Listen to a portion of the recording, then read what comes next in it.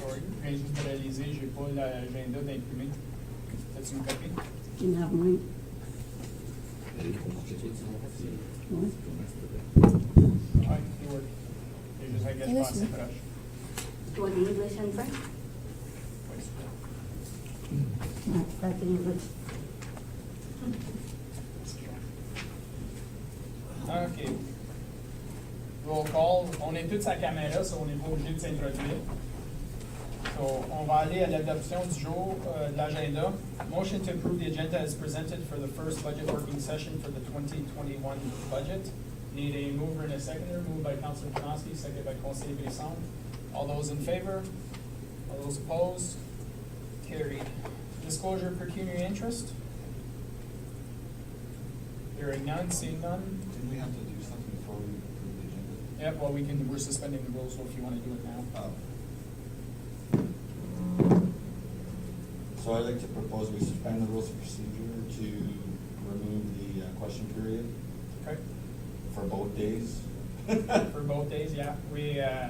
We made changes to the procedural bylaw last year that said that special council meetings would have a question period, but we didn't think of taking that clause or exempting budget sessions.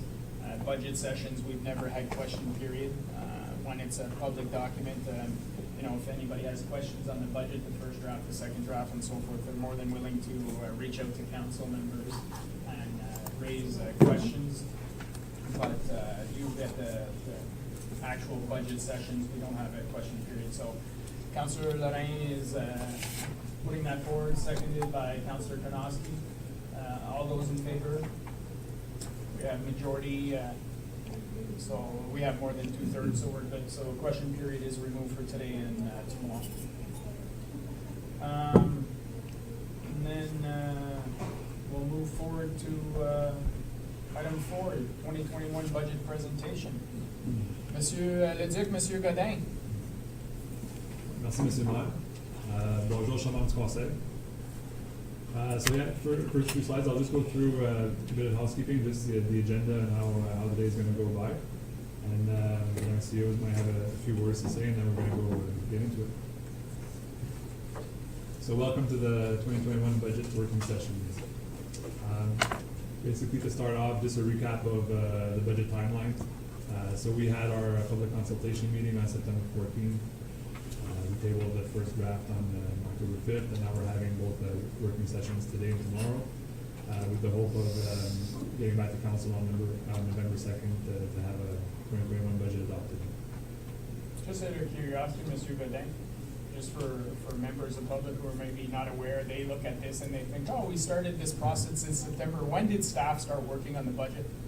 So the administration started working on the budget in June. It went by through the whole summer. I mean, the extensive work is especially done in the month of the end of July and the whole month of August. But definitely year round, we're always looking at the next year's budget, and we're always working on all those numbers. But it's a few months process for sure.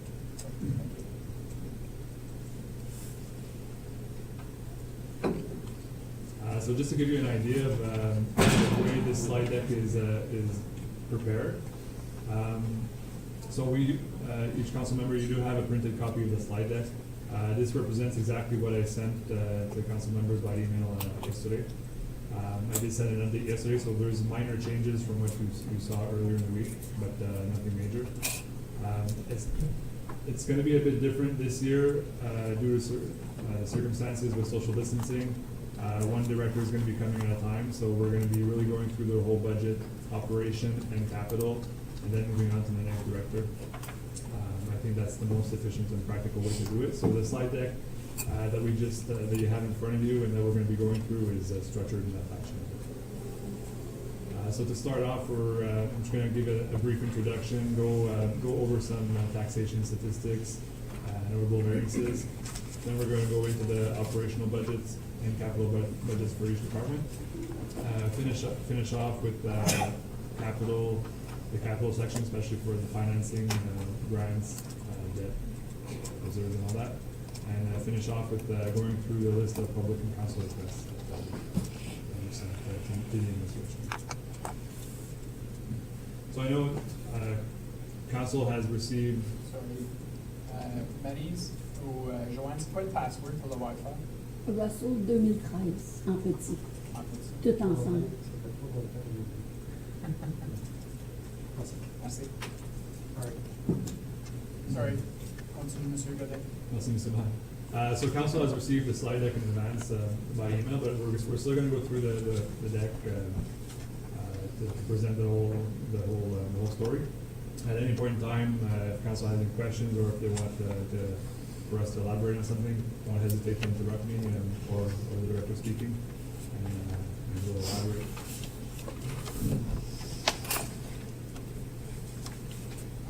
So I'll start off with the usual slides you're used to seeing every year regarding statistics on taxation. Basically, this first draft is presenting a tax increase of 1.5%. That means a resident should expect his tax bill to be about 1.5% higher than it was in 2020. For the township, that translates into about $200,000 in additional revenue that we have at our disposal to move forward with projects. We're also expecting an increase in tax revenue based from growth. We're looking at about $434,000 this year. That's based on the assessment, based on impact as of today, as well as some building permits that are outstanding that we're expecting to be finalized from now to the end of the year. So basically, that extra $540,000 in revenue was allocated to the operational budget and to the capital budget, as broken down on this side.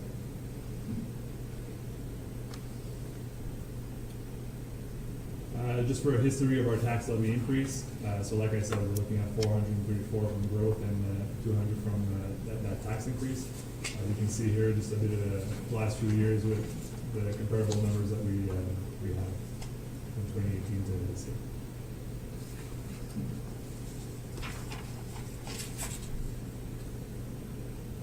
For council to have a bit of a context, if we do increase taxes by 1% this year, we're estimating that that's going to generate about $132,000 in revenue.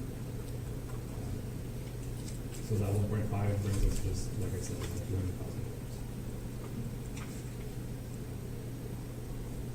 As far as our total tax levy, so these are all the taxes that we're collecting on a year-by-year basis. We see the growth, we see the increase from 2018 to 2021.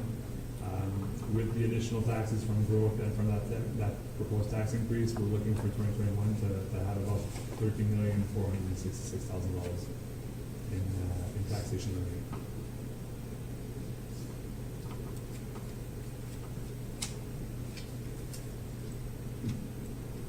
So this next slide here is just a comparable. We focus a lot on the 1.5 increase on the residence tax bill. What that means for the tax rate is usually different. For this year, it's going to be the same amount. So basically, we're looking at presenting a 1.5 tax rate increase, as well as, and it's going to translate into a 1.5 increase on the residence tax bill. The reason this year is the same is 2021 was the year that impact was due to reassess every property, so do the reevaluation. With this situation with COVID, impact decided to defer that. We're still waiting on specific information as to how that's going to work. Are they going to do it next year? Is it going to be retroactive, et cetera? We don't have those answers yet. But the impact for this budget is that basically property evaluations from 2020 are going to be the same evaluations in 2021, unless there have been changes in renovations or additions.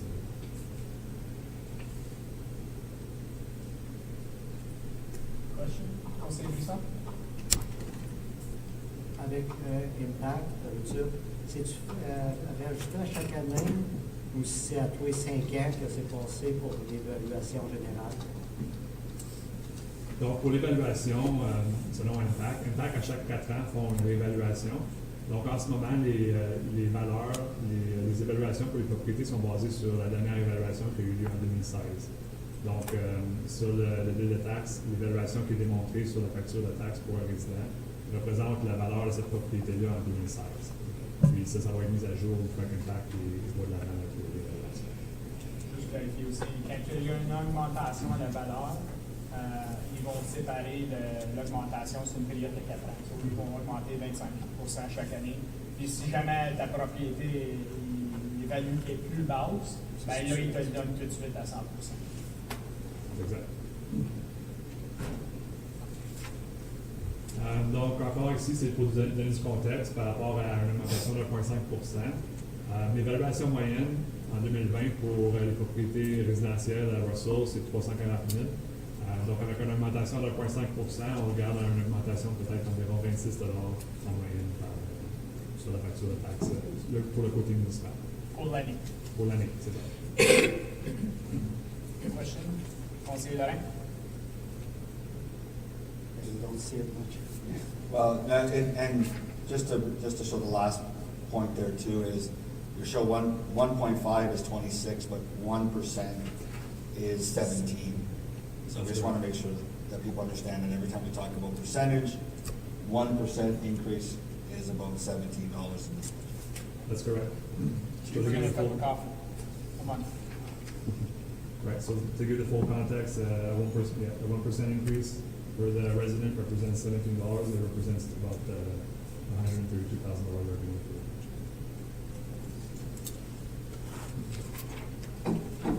township. So the next few slides, we like to compare ourselves to our neighbors, obviously. So we're just presenting here for all the municipalities in Prescott, Russell. What we're looking here is at the tax rate, basically. So Russell has the second lowest tax rate in Prescott Russell. These are the rates from 2020. With the increase we're proposing, that rate is going to go up slightly to 0.51% instead of 0.50. So it's a slight increase, but we're still well below Champlain. And in the last few years, the trend is we've been trending towards approaching ourselves to East Oxford. So basically, for each $100,000 of evaluation, a resident is going to pay about $502 in municipal taxes for the township. So this represents the township portion of the invoice. That ranks us with the second lowest tax rate. I think it's important to note as well, when you look at the services offered by the different municipalities, that, you know, we're second lowest overall, but the tendency of the bigger municipalities are more at the low end compared to us, where we're over the head, so it's a good thing. Definitely. So in this table, we're limiting ourselves to the townships in Prescott Russell. Obviously, we have Ottawa next door that we're not including necessarily in this table, because it's not really comparing apples to apples, like you said, based on service, based on density, and all those factors. And to give a bit more context, we're adding here the average assessment for a single-family detached property. In Russell, we have the highest of the municipalities, the highest average assessment in 2020 at $340,000. So the last two columns at the right is basically based on those assessments and based on the current tax rates, where would we rank as far as the tax bill goes? And we would, in that instance, have about the fourth highest at just over 1,700. So this table here gives you an idea of assessment and average tax bills for each municipality.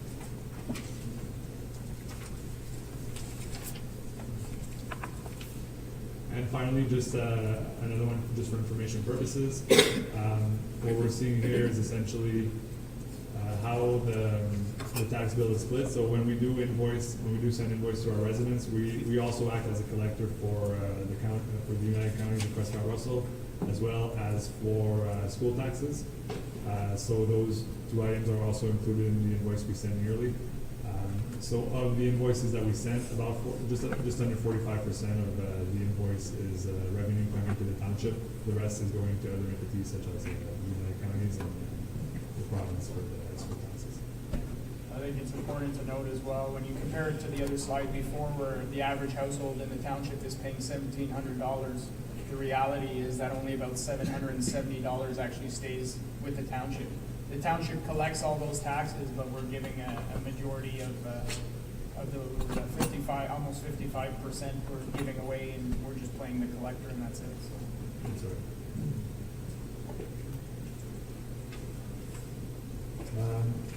So obviously from year to year, I mean, this is a budget, a big budget with a lot of line items. We do like to summarize kind of the more, the higher impact variances. So we have a couple of slides here just to note a few variances from the 2020 budget to the 2021 budget. Like I said, this is a big budget. There's a lot of variances other than these, but we just wanted to touch base on a few of them. First of all, we have three of them here that are, so this first page represents increases to either increases to our expenses or reductions to our revenue. So we see that the OMPF grant, which is a substantial grant that we receive from the province every year, is being reduced by about $27,000. So this is a grant that they're slowly phasing out. The grant is being reduced by about 15% yearly. So that means we're starting off with $27,000 less than what we had in grant last year. Question, Councilor Varin? Excuse, Brisson? Je ne sais pas si avant de discuter ici, la question c'était pour les OPP. Je vois ici que la facture a monté, mais je voyais aussi dans les informations que notre revenu des comtés unis a dramatiquement baissé. C'est quoi la raison que ça baisse? Au niveau des comtés unis, il y a le Provincial Offenses Act Revenue Reduction 94, avec les nouvelles the new rules in place, how the courthouse operates, with all the different rules and all the money that was invested to make the COVID changes, if you will, that came directly out of the provincial offenses revenue. So there was, Mr. Godin, you could probably fill in a little bit more information on that one. Yeah, so it's like you said, so basically the Provincial Offenses Act revenues is based on the monies collected from those courts. The United Counties manage that activity, and based on the revenues collected in the courts and all the costs of their activities, whatever the surplus is of that activity, they distribute it to each different municipality. And with the measures in place now for COVID, they had to change a bit their way of doing. And we are expecting, so we don't have a definitive number. I have spoken with the county's treasurer regarding what to expect, and we based our estimates on that. But even for 2020, we're expecting, we had budgeted a revenue of $125,000, and we most likely will be receiving zero in 2020 because there won't be a surplus. And we've cut our revenue expectations by about 75% in 21 as well. But that's definitely subject to change or subject to be updated. I mean, we're having discussions regularly with the counties to have updates on the situation over there and how it might impact us. That's it. I think there was another change as well in regards to litigations, that the province downloaded another responsibility onto the counties. So when there was a certain type of case, normally it was the province that was paying for the lawyer and all that stuff. And now they've just downloaded that onto the UCPR level. So now the UCPR will be responsible for litigation, another type of case, if you will. So it's essentially a downloading more costs to operate. I know we're going, at one point we had talked about doing a service level review for our bylaw services department. So I mean, you know, if we're giving out tickets and time to go to provincial offenses court and we have absolutely no revenue coming back out of it, then that might be a discussion we'll have at that point in time. C'est assez important, parce que je voyais 155 000 à 61 000. Oui. Ben, l'autre raisonnement aussi, c'est que even though the police are a lot busier than they used to be, a lot of the stuff they're dealing with is not necessarily something they're giving tickets for, right? It could be mental health or whatever the case is. So, you know, as they get busier and they're giving out less tickets, there's definitely an impact on how the revenue stream is coming in. Conseiller Varin? Push a little harder apparently. So that's all well and good, but there's also the matter of the collection of those offenses as well, right? And making sure that they're properly reporting on those and properly tracking where they're going, which agencies they're using for that service. So I don't know if there's an overhaul that needs to be done there or a review on how, what type of system do they use? Have they jumped in with other municipalities to those contracts to gain broader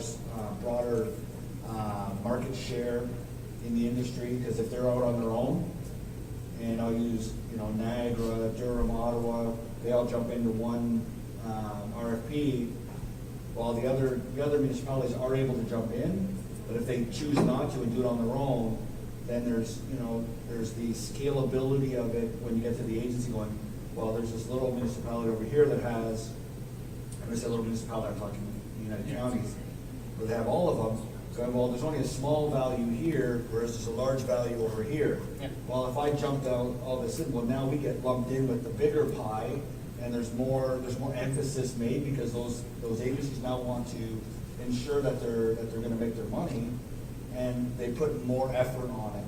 And if we're in that group, then great. If we're just on our own on the side, there's not gonna be a lot of importance put on it, and if there's nobody pushing it from the county side, Yep.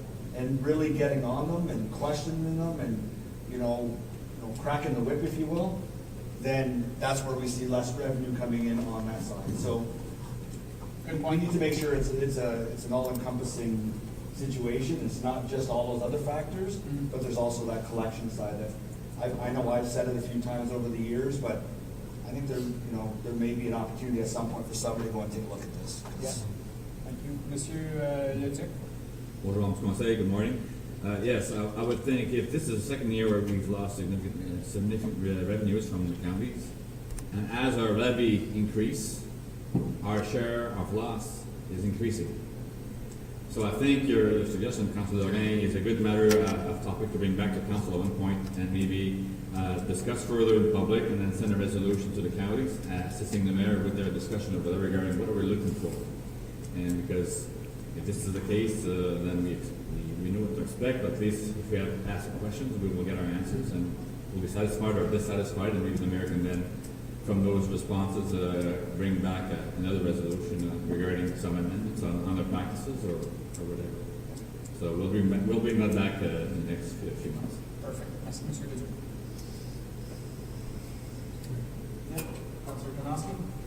Just a quick question. Is the public able to see the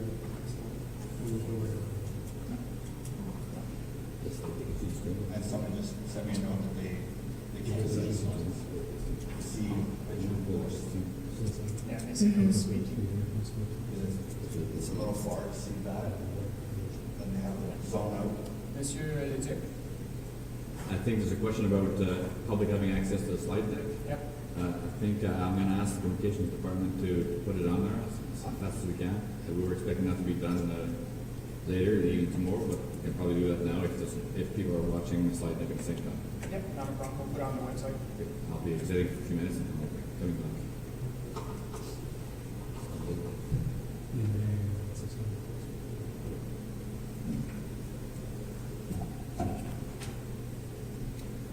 Vous pouvez continuer, Monsieur Bellet? Great, merci, Mr. Mott.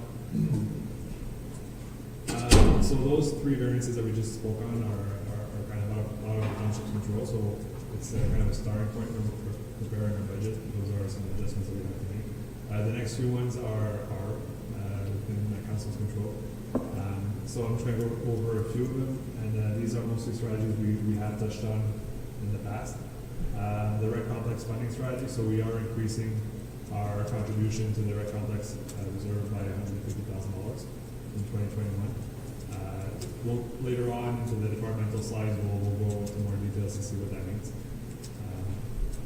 As far as the infrastructure fund goes, we have also increased that by $100,000 in 2021.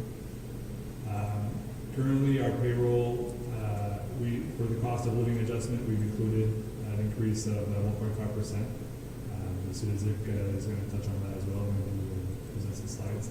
We included two new budgets in the binder, two new departments. One for property on 225 Industrial Road Street, which was formerly Anson Sullivan Lubbock, which is a property we purchased in 2020, and another one for next door for the old ambulance station, which we we haven't, we don't have ownership of it yet, but there are a lot of discussions between the counties and the township. And the township has been, as township is aware, we were looking to take property ownership of that for $1. Now that they've transferred to the building we built. So that operational budget represents those two together represent $70,000. And there are also some COVID-19 financial implications of over $100,000 spread out through different departments. The operational budget.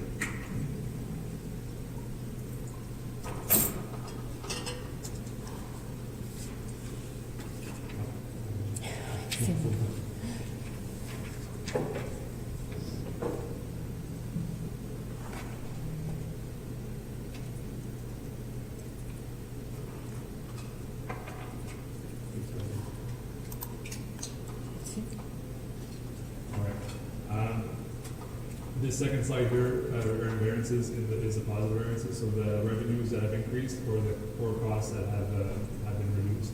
Again, only 3 points here, but throughout the budget and throughout the presentation, we're going to elaborate on a lot more. Taxation, we've already touched on it. We're looking at about $435,000 in growth, $200,000 from the 1.5 increase.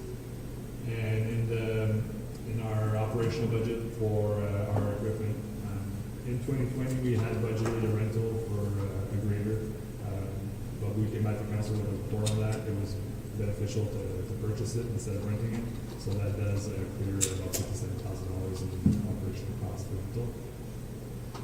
So those are notable variances to start off in regards to additional revenue or cost reduction.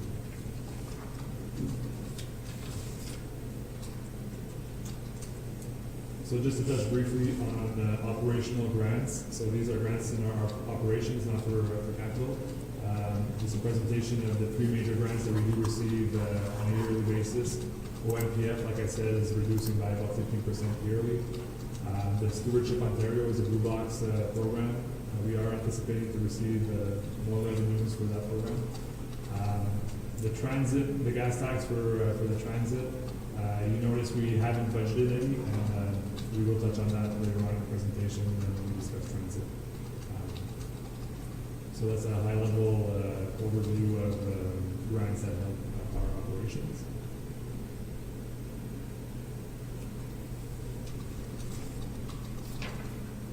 And just to touch base, so we introduced this last year, or in 2019, but we, in 2019, the province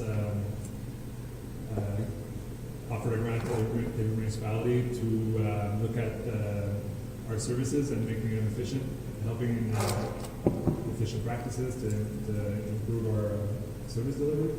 So we received $625,000 in 2019. In the 2020 budget, we did have a few projects where we applied some of those funds, and now we have a few more in the 2021 budget where we're going to be applying those funds, or where we're proposing to apply those funds. Overall, after all those projects, we do still have about $394,000 available from that grant that can be used as council deems fit. So we have just a short table to summarize the usage in 2021. You're going to see these when we go through our capital projects, but we're proposing an investment of $35,000 into software for our financial system and for HR. And then there's also another one for a project management software where we're proposing a $60,000 investment. So like I said, when we go through our capital projects, we'll elaborate more on what these are and why we propose to invest in them. And we haven't put a number here, but Mayor Leroux also brought a motion to council for the administration to have a look at a review of our level of service. So again, we'll be talking on that a bit later on in the presentation to see as far as the scope of that project and having a clear direction. But right now, we haven't put any numbers in the budget, but this grant would be available if we want to use it for that purpose.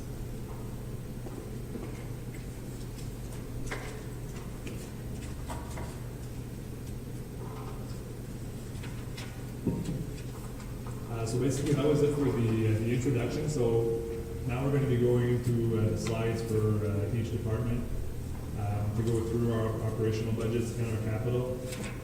If ever you do want to follow with your binder, maybe some of you have got your binders, your budget binders, so I will, at the beginning of each section, I help point you in the right direction from your binder to know what section we're looking at. So basically, we're going to be starting off. The council is the first budget in the slide deck, but with council's permission, we're going to keep that one for when Vital comes for the Parks and Recreation section, because most of the slide deck for the council, most of the changes just touch on community grants, which she will be better suited to answer those questions. So I'm just going to skip over these slides, and we're going to go right into the CEO's budgets, which can be found to start off in the binder in section 1B. CEO budgets.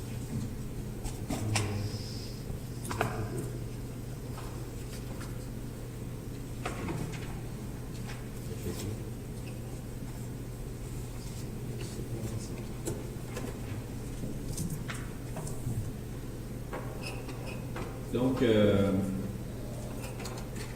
vais commencer par parler des frais de formation et de conférence.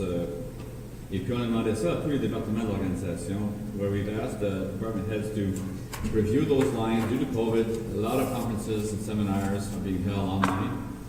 And as COVID seems to be extending itself, and most likely in 21, a lot of these conferences will be taking place online again. So department heads were asked, and same for me in my budget lines, we went in and reduced our training and conventions fees. And Mr. Godin will explain, we still made a reserve in case they were to restart back later on in 21, for example, if it was to start in June or September. We do have some money set aside, and Mr. Godin will explain that later on, but we've asked that to take place, and I did that in my own budget. But for the rest of the lines, it's pretty much same as last year.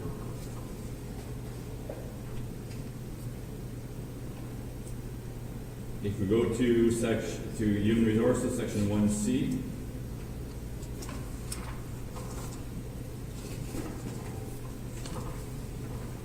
some cost reductions, mostly in section 6443. Less people are being recognized in 21, so we reduced the fees to reflect that. And also, since we've not conducted our branding exercise as of yet, so there's no need to put the money aside for uniforms or garment replacements for staff. So until that takes place, those expenses are still put in reserve and are available whenever council will have decided on them. So in this case, it's been removed. And this budget was being proposed to council for staff salary increases. Normally, we reflect what Hay Group or Corn Ferry reports to us. At this point in time, with what's going on, Corn Ferry was not able to provide us with data to help us with that decision. So we went to two different sources.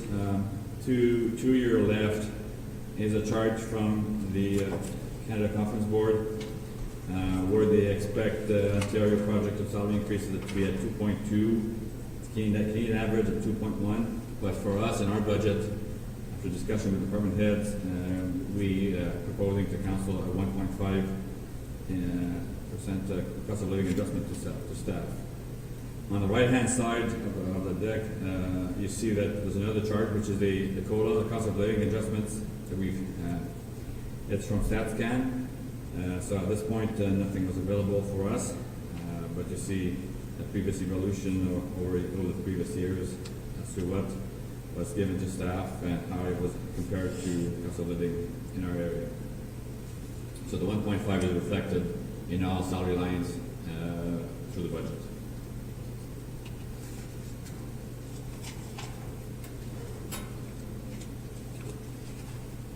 That was a Corn Ferry, flight 32 here, this Corn Ferry. A very brief early review. So in this case, if it was not produced officially, but they're referring to 1.6 right now in our broad public sector. Obviously, whichever source you use may have a different number.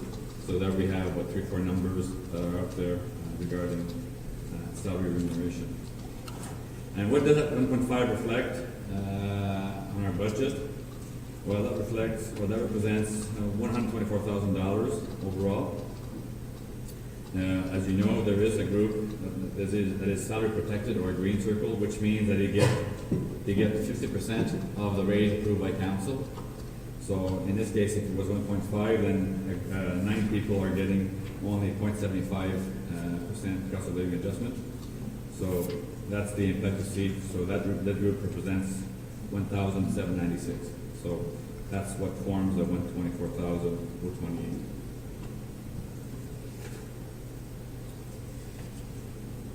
Like last year, and like our bylaw states,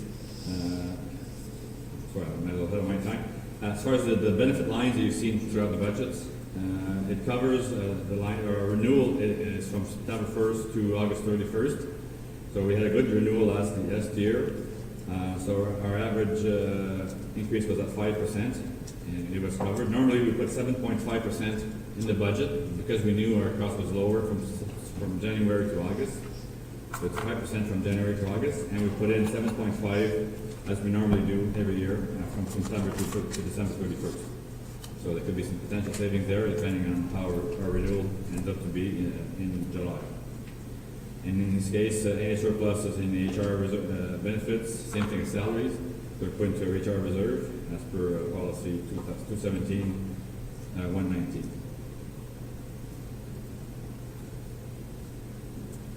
Again, just to show historically, and I'm not going through it, it's just that we're part of a consortium at the county level with the group insurance, and I think that's been benefiting us over the years, so it was just information for council to see. And you've seen that chart before in the report produced with council.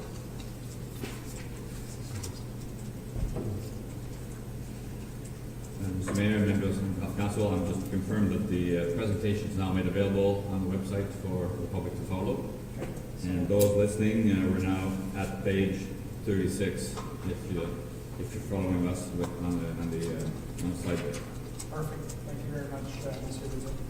Page 36 for those watching at home, and you're able to go on the russell.ca website to now find the presentation, so you can follow along. Now the staff pension plan, which is OMERS, you see it's been status quo for the last 4 years, which is good, because before that there have been significant increases. It's been quite stable over this, and so again, our budgets reflect that cost of living adjustment. Obviously, the salary being increased by cost of living, the pension plan contributions do increase to reflect the same increase. And finally, on page 37, you'll see that this is the historical salary and benefit lines. So you see our total budget for salaries is 10 million, 058 from last year at 9.8 million. So it's just a smaller increase than previous years overall, because we had some staff departures and replaced by younger staff members. So there was some savings there in some increases. Maybe just for the future, Mr. Godin, perhaps when on this type of chart, you could just indicate the number of employees in 2015 versus 2021, for example, where, back then we didn't necessarily have a couple hundred people working in our daycare services, and anybody who's just looking at this might wonder what's it's not the same level of staff that everybody got raises. We've hired a lot more people in that period of time, so just a note for possibly. Good point, Mr. Mayor. We'll certainly be doing that. Yeah. Thank you.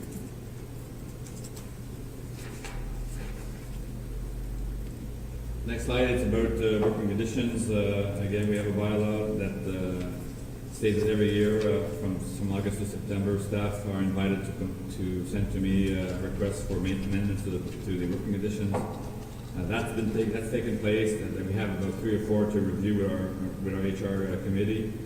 And that will be presented to council in a report separate from this presentation. And also, if there were any amendments considered by council and approved by council, those funds will be coming from the HR reserves, so there will be no impact on this budget.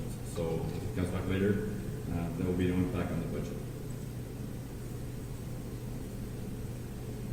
That would be it for HR, Mr. Mayor, unless there are any questions.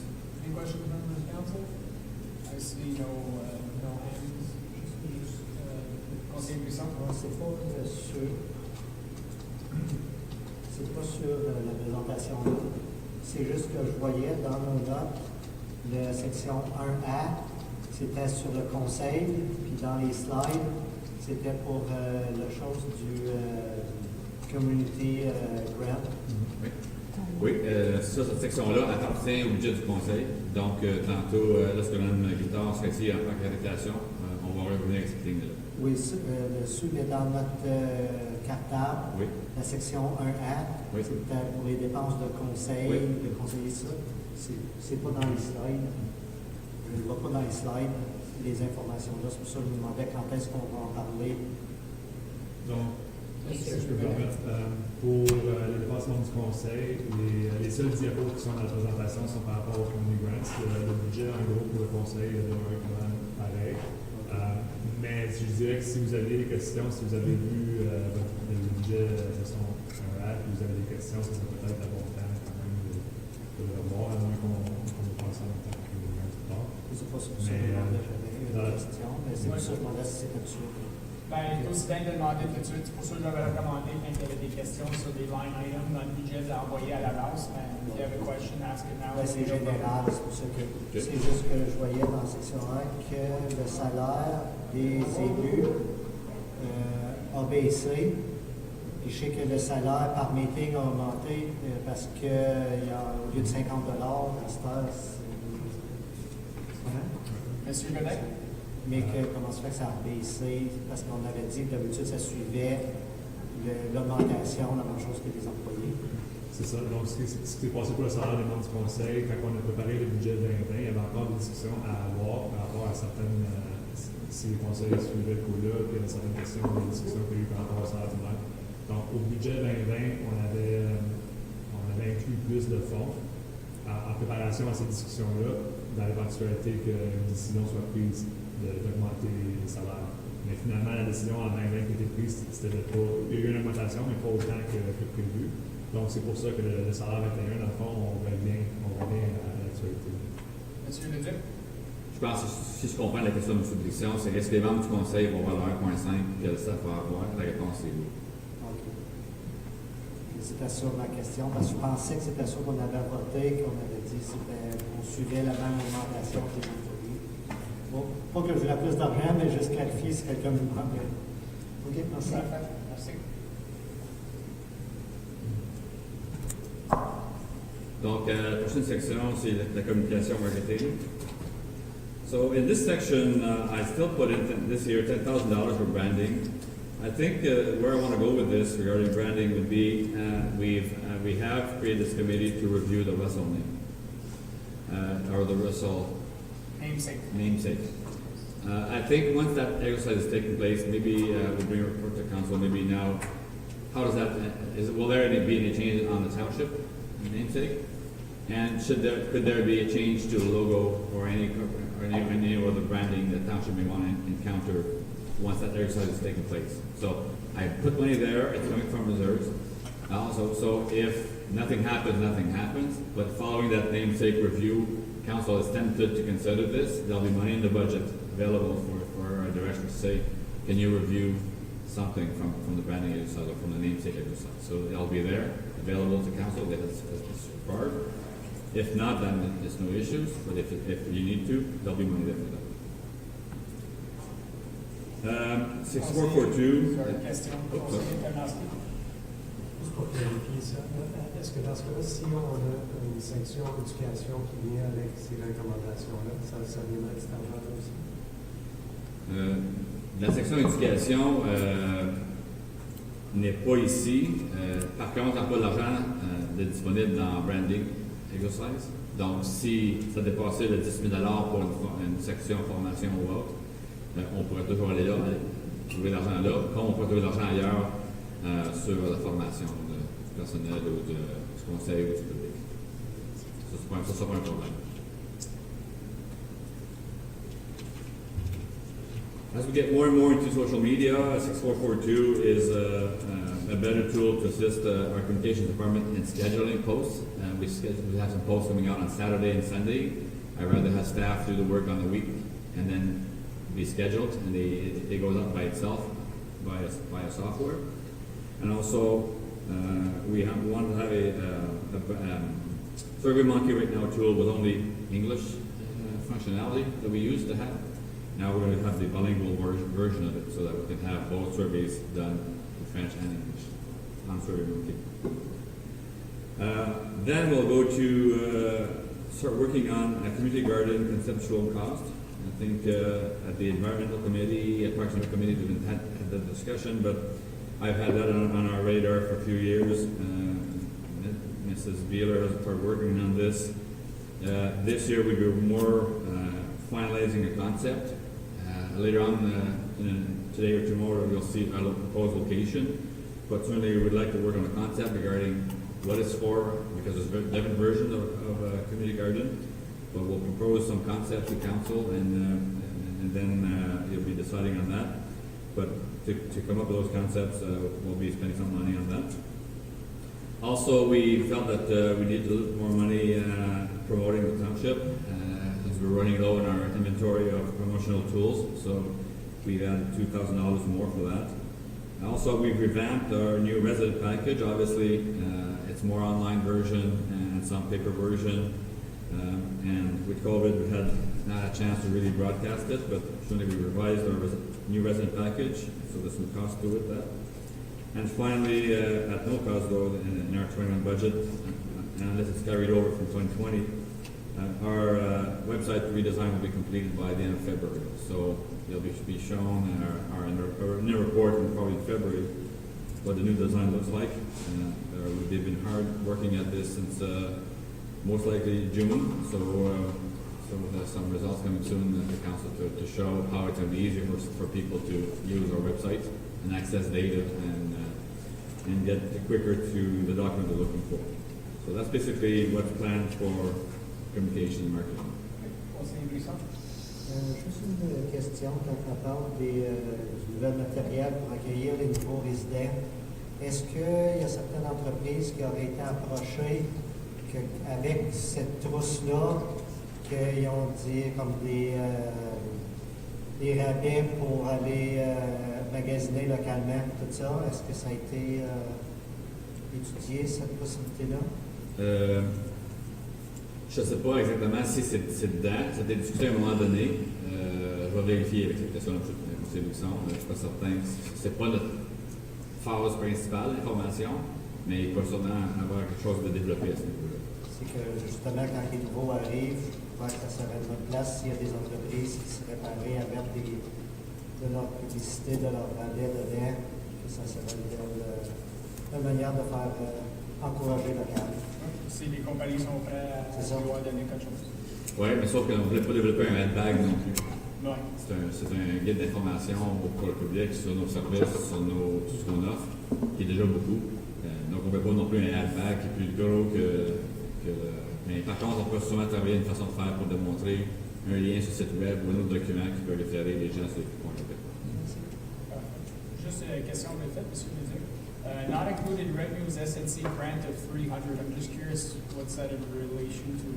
Yeah, there was a recent grant available for any community wanting to develop a community garden, so we did make a submission. So we were given $300, which we'll be applying against the conceptual cost of designing a community garden. Okay, just checking because every board member has $300 a year to. That's not your $300, Mr. No, so I'll be able to add it next year to the pot. So I just want to double check. If that's a decision, I'll be appreciative. Okay, sounds good. I'll let them know. Donc, s'il n'y a pas d'autres questions sur la communication et marketing, on va aller à ma dernière section qui est service informatique. Donc, on sait bien qu'aujourd'hui, encore plus avec COVID, les gens travaillent chez eux. So, cyber criminality is a big factor in many organizations. We are covered, we are well protected technologically by the counties, which is our provider of our software network.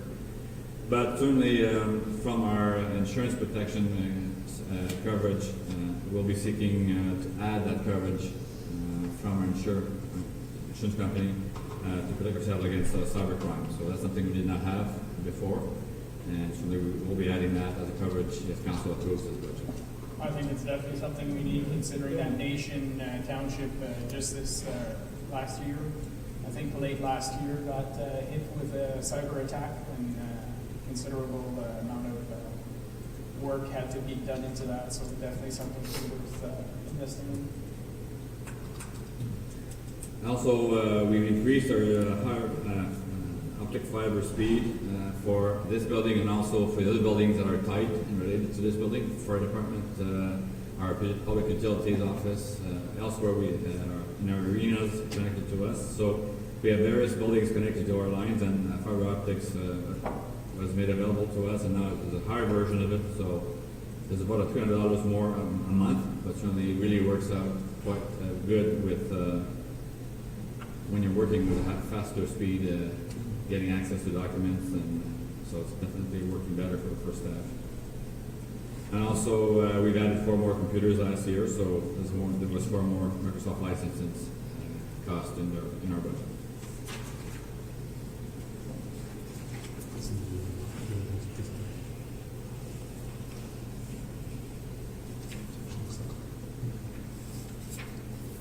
So just to explain briefly these next few slides. So like I said earlier, since we're doing one director at a time, at the end of each section, when we're done operational, we're going to go straight to capital. So what we decided to do for the slide deck is basically insert that the capital project report for each department at the end of each section. So the next few pages you're going to see in this format is essentially capital projects for the CEO. What you see on this report is basically a small summary of the project with project highlights, as well as at the bottom section we have the cost and financing. What this represents, because you do also have that usual capital table where all the projects are listed. We're going to see that at the end of the presentation when we get to the capital section. But these capital project reports are going to be appearing at the end of each operational budget. So that the directors can elaborate on that point in time. Thank you very much, Mr. Good. I have to admit that when I was reading it, I really enjoyed the way this was set up. It was nice and easy. You have all the information there. You can see exactly which funding sources, whether it's the infrastructure fund or reserve or taxation. So it was I really appreciated these forms in the order that it come. Cool. And we introduced this report last year. This year we've tried to standardize and to follow the same format throughout the township and throughout the organization. But definitely, if going through it, if you have questions or if there's more information you'd like for us to include in there, there's a flexibility to add stuff. Councilor Canasco?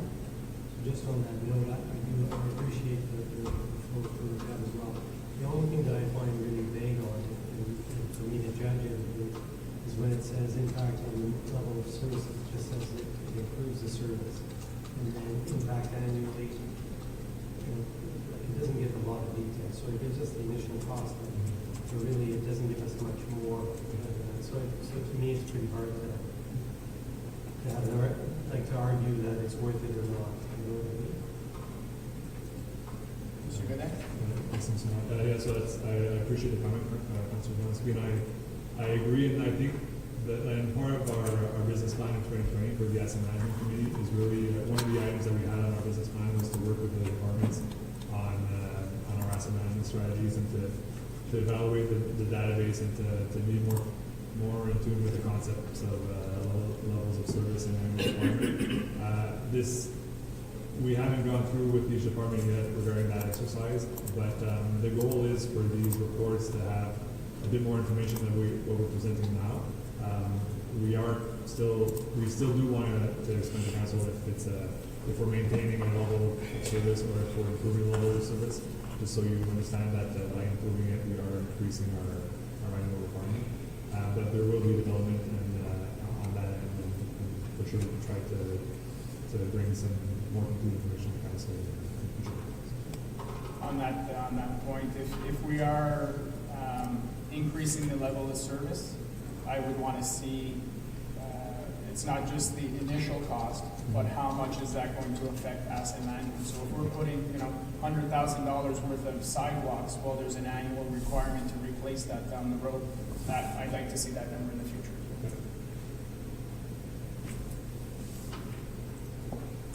Mr. Mayor, I like that discussion, that level of discussion, because we're way past what we used to be talking about a few years back. So I appreciate that we're talking about that. So I'll start off with capital expenditures in this PM Insight software. This is the name of the software itself. As you know, or maybe not know, but the production of our annual business plan takes forever. It's not easy to report to council. And same thing to integrate that into the strategic plan, or even have a report back to council regarding our strategic plan results. You have not seen that report. This probably should be done annually at least, and maybe semi-annually. This software ties every action and every report that we bring to council where it's going to impact on the strategic plan and business plan, all tied up cleanly together. Also ties all the master plans that other departments have, so it all consolidates the action that needs to be done into a one software. So it's quite easy per department, per director, per supervisor, if we need to go there, to just push a button and it's produced to council anytime somebody asks me a question. Where are we at with the business plan? Where are we at with the strategic plan? Instead of taking me a week or 2 weeks of my assistant's time and my department head's time to produce some kind of a report, which is already outdated by the time we present it to you. So I think this software, and that's why we go to the efficiency fund, which is where the province has issued that money, is can we improve our operations? And this one would be a better report to council as to how we're doing regarding our strategic plan, our business plan, and our master plans. So that would, I'll combine that together into one nice software, and to be easy to report to council. So for me, I've been following this software for 2 years. It's been well developed. Some nice cities like Kingston, which is I think is a good role model in Ontario, has that software. It has a nice results, and I think if we can get ourselves a software, certainly from no cost to taxpayers, that would be great for us to follow up on our actions. Councilor Janoski? Well, that sounds like an awesome software. Is this amount include everything from training and just to bring everyone up to speed and get started? And also if you can just add a timeline to get up to speed for it. Yeah. This cost is the acquisition cost, which includes training, implementation time, and so there'll be a yearly cost about, I think, about $25,000 of licenses and stuff like that. But this is the one-time cost regarding the acquisition and training implementation. That could be done, I'm told, depending on how much time we're ready to spend on it, but probably within 2 to 4 months, it'd be kind of up and running. So for me, it sounds quite fast in implementation of the software. So that's kind of the scope of this project.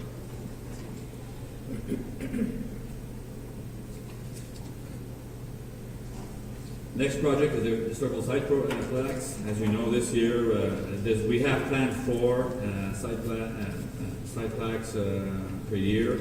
Obviously, this year we're not going to install them, but certainly we'll have an event next year where we probably unveil 8 new sites in the township. We're now working on getting the 4 sites finalized for this year. We want to bring to council a list of criteria. So before we do commit to 4 new sites, council will bring some criteria. It's probably the next meeting within November. By the end of November, we'll be presenting to council the criteria to say this is the project we want to, this is the site we want to recognize, or the event we want to recognize, or the individual we want to recognize. And from that on, then we'll be moving on and proceeding with the installation or the ordering and preparation of those plans. There is some assistance here. There's a contribution from the Historical Society here in our revenues. So there's an offset, I think it's $1,000 a site or a plaque, whichever one they decide to support. So I appreciate their assistance. Okay. Monsieur Buisson? Commencer, est-ce que ça inclut le rapport pour 2020 ou s'ils sont déjà choisis les 4 endroits pour 2020? Non, en 2020, il n'y a pas d'endroit qui a été choisi. Il y en a de ciblés. mais de confirmer, puis confirmer notre au conseil pour décider quel site ça va être avec nous. Mon autre question, ça dit le besoin annuel de 800 $, c'est-tu pour comme l'entretien de couper l'herbe, ces choses-là autour des plaques? C'est quoi les 800 $ annuels? Bien, si on estime que ces plaques-là sont peut-être restées belles pour 15 ans, donc on estime, avec le nombre qu'on va avoir de mettre l'argent de côté, pour que quand on ait le temps de le remplacer au bout de 15 ans, l'argent va déjà en réserve pour qu'automatiquement, ça ne coûte pas additionnellement. Donc, c'est pas pour l'entretien d'herbe, c'est pour Non. vraiment pour leur char. C'est pour les remplacer dans le temps. Si aussi il y a du vandalisme ou autre, on a de l'argent pour les parer ou les remplacer. C'est un peu comme le fond de asset management. OK. Merci. Conseiller Larrey? Sorry, I just have a quick comment because somebody you know where on the website this agenda is because it can't be found. Yes, it's under budget. It's under budget. Yes, You go to town hall. So town hall budget. yes. And then there is a link that says draft budget 2021. Yeah, I see it right here. Okay, thank you very much.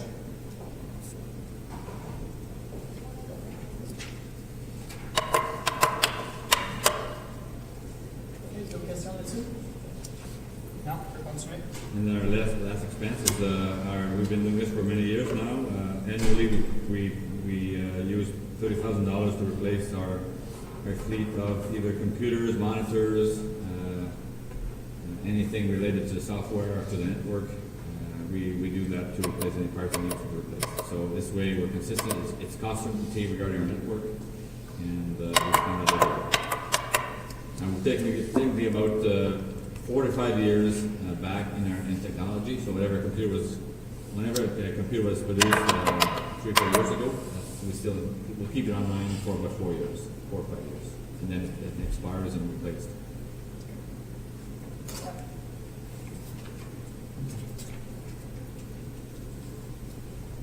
That would be the end of my presentation, Mr. Mayor. Thank you very much, Any Monsieur. more questions? I'll be here all day and tomorrow. Conseiller Buisson. Oui, juste une question, vu qu'on est dans la section opérationnelle.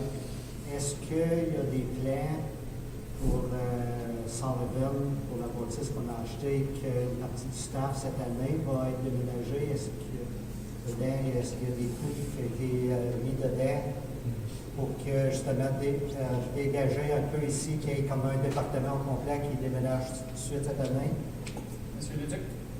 Oui, pour l'édifice au 225 industriel, qui est l'ancien édifice Anne Sullivan, on a fait faire la peinture, on a fait nettoyer les planchers, on a fait faire la sécurité. On s'apprêtait à faire du déménagement d'employés, on a fait faire les coûts. Mais on se pose la question présentement avec COVID, si tout le monde travaille de la maison, est-ce que c'est le temps de le faire présentement? Ou encore une fois, quelle va être la vision future de son utilisation? Donc, pour l'instant, on n'a pas mis rien dans le budget. Advenant quelque chose qu'on viendrait au conseil, il y avait un rapport de présenter, puis dire, OK, qu'est-ce qu'on vous propose avec ça? Mais pour l'instant, on prépare tout l'édifice, et puis, prêt à être aménagé, à donner une décision de le faire. Parfait. Merci, Monsieur Leduc. Prochaine section, je crois, c'est Clerk's Office, c'est ça?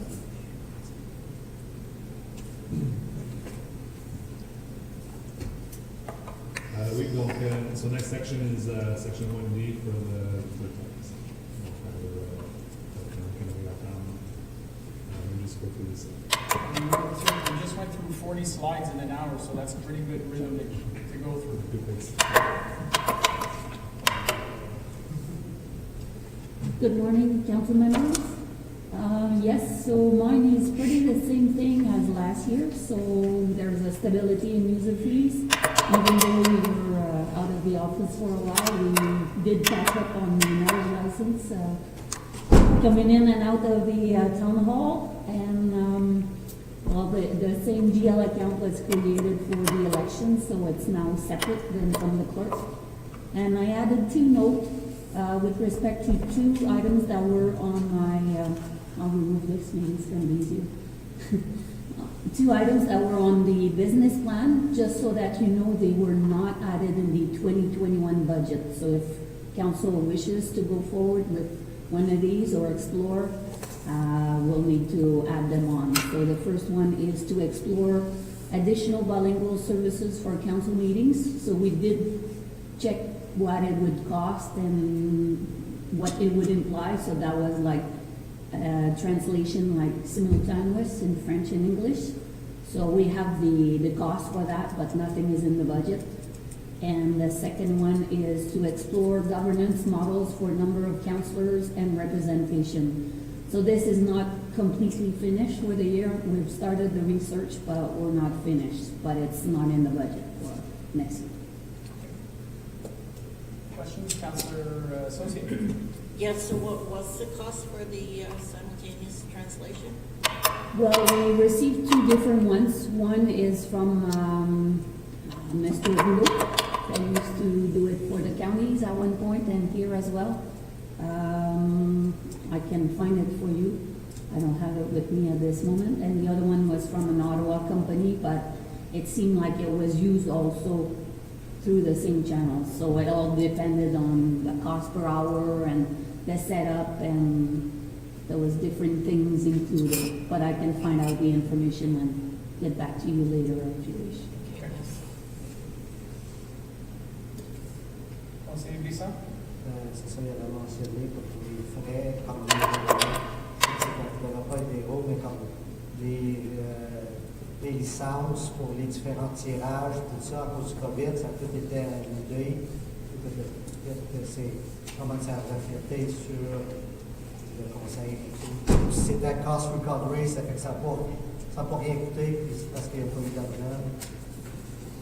Yes, thank you for the question. So in my last report that I did for the statistic of the clerk department, that was about a month ago, I believe, in September. So the stats for the marriage license up to January to June compared to last year were only 2.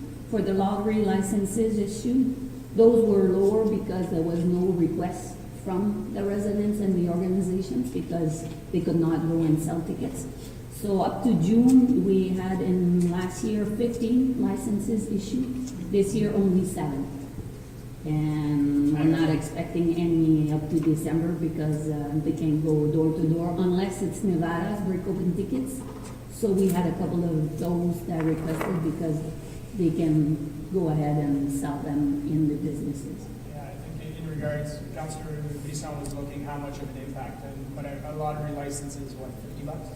That's the maximum. So $50, you're talking it's $300-400. That might 3% up to 50. So if it's small, if it's 1,000 drop, like it's only 3% of the 1,000. There is almost no impact on the actual budget. So if we go 7 times 50, that would be the max. Yeah. Okay. And for just so council knows, for the affidavits, well, we restarted when we came back to the office on September 8th.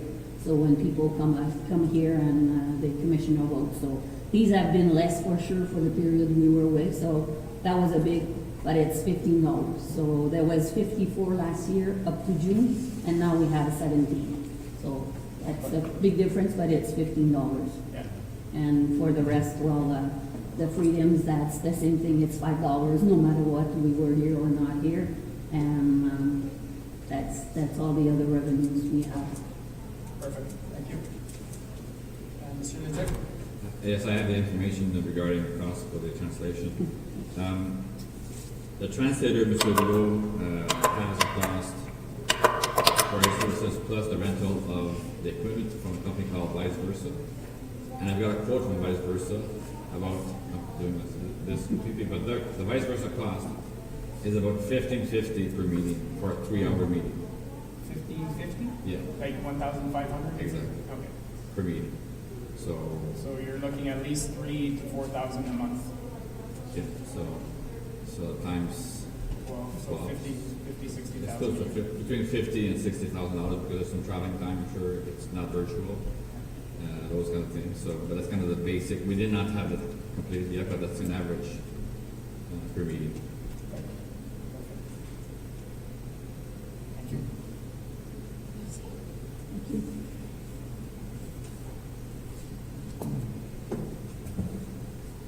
Move on, next one, finances. Yeah, so moving on, so we're gonna go to section 1E, to start off, which is the finance department. So as usual, I mean, at the start of each department, we're presenting the department's org chart. There's no changes here as far as finance or asset management goes. If there are any changes to org charts, the departments are gonna go into details in their slides. So status quo during the org chart for this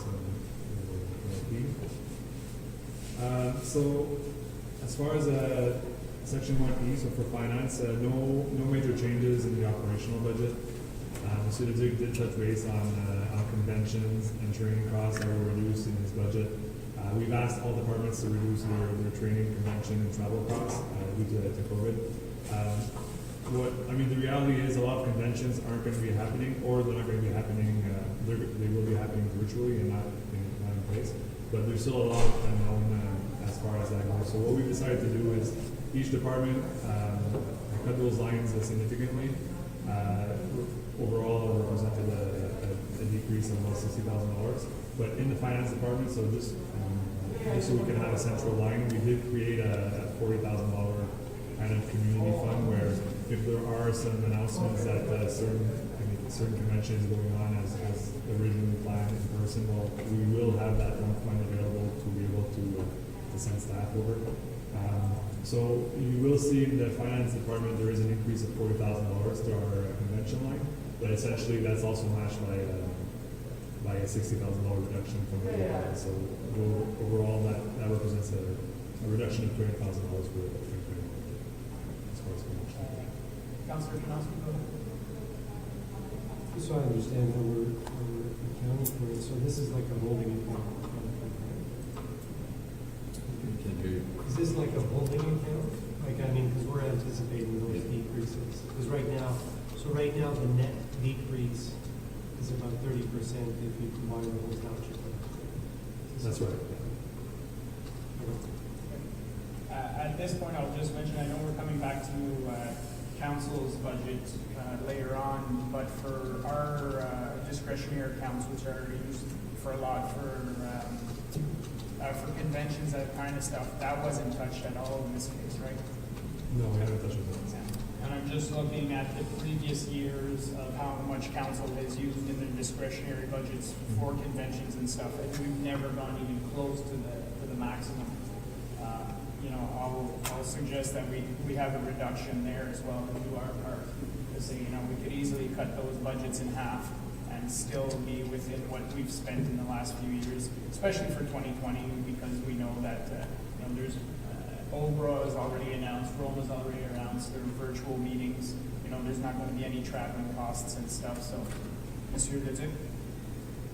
On top of Mr. Mayor, what we could do also is from this year's savings, create such reserves. So in the future year, even though we reduce the amount by 50%, for example, well, there'll be money in a reserve if ever a member of council wants to spend more or more than we have planned in the budget. Well, we have the funds in a reserve to provide the that could be a way of doing it. But with reassuring council, there'll be money set aside for you in the case we do exceed the budget that's in the yearly budget. Yeah, because there's easily a quick $10,000, 5, 6 per line, almost $2,000 from each of yours, and we're at almost 10,000, so there's possible savings there as well. I'm sorry. Councillor Kanowski? I'm still not fully understanding that I understand the centralizing of it, but so essentially we dropped the conventions amount by only about 20%. So what it looked like in the individual departments, which was really good, which I believe made total sense, now all of a sudden is not to me as good. And I know that we're just setting aside, we don't have it, but it's still in the budget. So I'm just concerned that we're holding money somewhere that we don't necessarily need to. I guess that's what I'm saying, because there's such a need in other areas that I feel like we're holding on to this money in this area. Mr. Duduc? Well, I understand and I appreciate Councilor Karnowski. That's certainly the case if COVID was to go away by mid-year, next year, for example, and conferences restart, then you would have we would like to continue attending those conferences like we normally do. So we create that kind of a slush fund in case that takes place, and we are. But certainly, if council wishes to reduce that slush fund or to remove it completely, that's still possible. If we need some funds elsewhere at one point in time at the end of tomorrow's day, and we need $5,000, $10,000, there could be an area where you could go in and dip in and still cut it in half, cut the slush fund in half. And if we were to restart those conferences, well, we'll tell staff we don't have the money to go this year, and we will not be attending. That's council's decision. Conseiller Lorrain? I just wanted to confirm the amounts, Mr. Godet, that you mentioned. So the total amount reduction in all the budget lines, individual departments was about 60,000, and you're proposing to put 40,000 into a fund for savings of about 20,000. Is that? That's correct.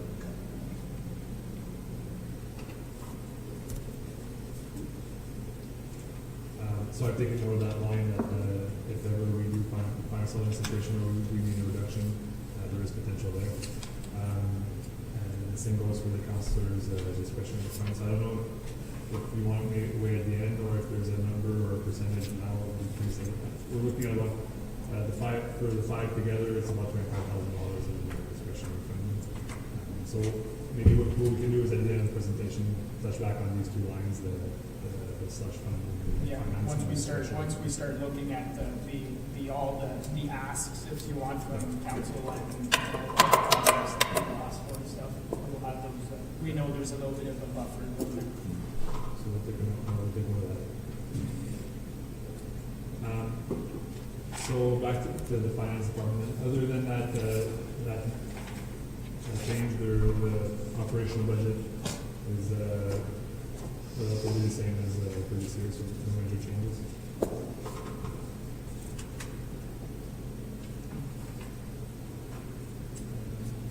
So moving on to Department 125, so Section 1F for the town hall maintenance. Again, so no major changes in the town hall maintenance budget lines.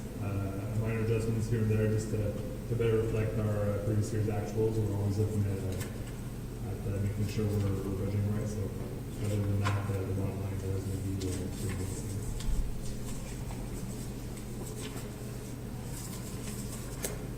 Councilor Donosky? This is just a general question that stands out to me here specifically is if I look at the allocation to reserve asset management, like that amount, that increased by 81%. I just wanted to know on the overall budget, because I know that the amounts varied a lot.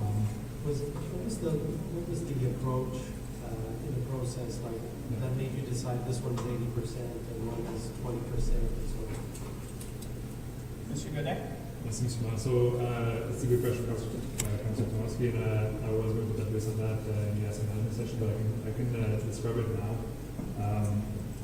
Basically, so we did do a readjustment of our allocation of the infrastructure fund this year. And when I speak on the infrastructure fund, I mean the taxation dollars going into asset management or going into capital. Basically, what we've changed this year is a consideration for certain debt, like loan payments that we're making. And you'll see further on in the presentation, we're recommending that loan payments or loan terms, when they do expire, the funds that we've been using to pay off those loans be automatically transferred to our asset management. So we included those payments as part of the calculation for the allocation. So there was 4 loans being affected there, which affected the fire departments and the roads department. And also the other consideration, which you've maybe seen already further on in the presentation, is for grant funding. Because before this year, the allocation of the infrastructure fund was based strictly on the annual requirement from each department. But that didn't consider the fact that we're allocating just over $1.5 million in grant funding to the roads or infrastructure department from gas tax and from CIF. So to follow the principle of allocating the funds based on their needs from the annual requirement, we've included that into the calculation. So basically that $1.5 million, we're considering it automatically allocated to that department. So based on that adjustment and the loans, we kind of just reallocated the rest of the funds to departments. So that's why you're going to see some major changes in each department's line for transfer to asset management. The overall impact for the budget is the $100,000 increase that I mentioned earlier on in the variances. But you will see in the line by line items from departments different allocations for each department. Mr. Luther? The reason that pushed us to do that was that every time we came about assessing a capital project for Parks and Recreation, they always seemed to have not enough funds to assist them with whatever they needed to operate. It was always mostly spent on roads and other projects, but not necessarily to Parks and Recreation. That's why we had to review and recognize that the roads department does get a lot of funding from grants and the county funding and others. So that's why we sat back and looked, how can we review this process so that it can be fairer allocation to other departments, and mostly the Parks and Recreation department now has a better funding assistance for their projects, because we were stuck in always cutting projects that were Parks and Rec, which made no sense to us.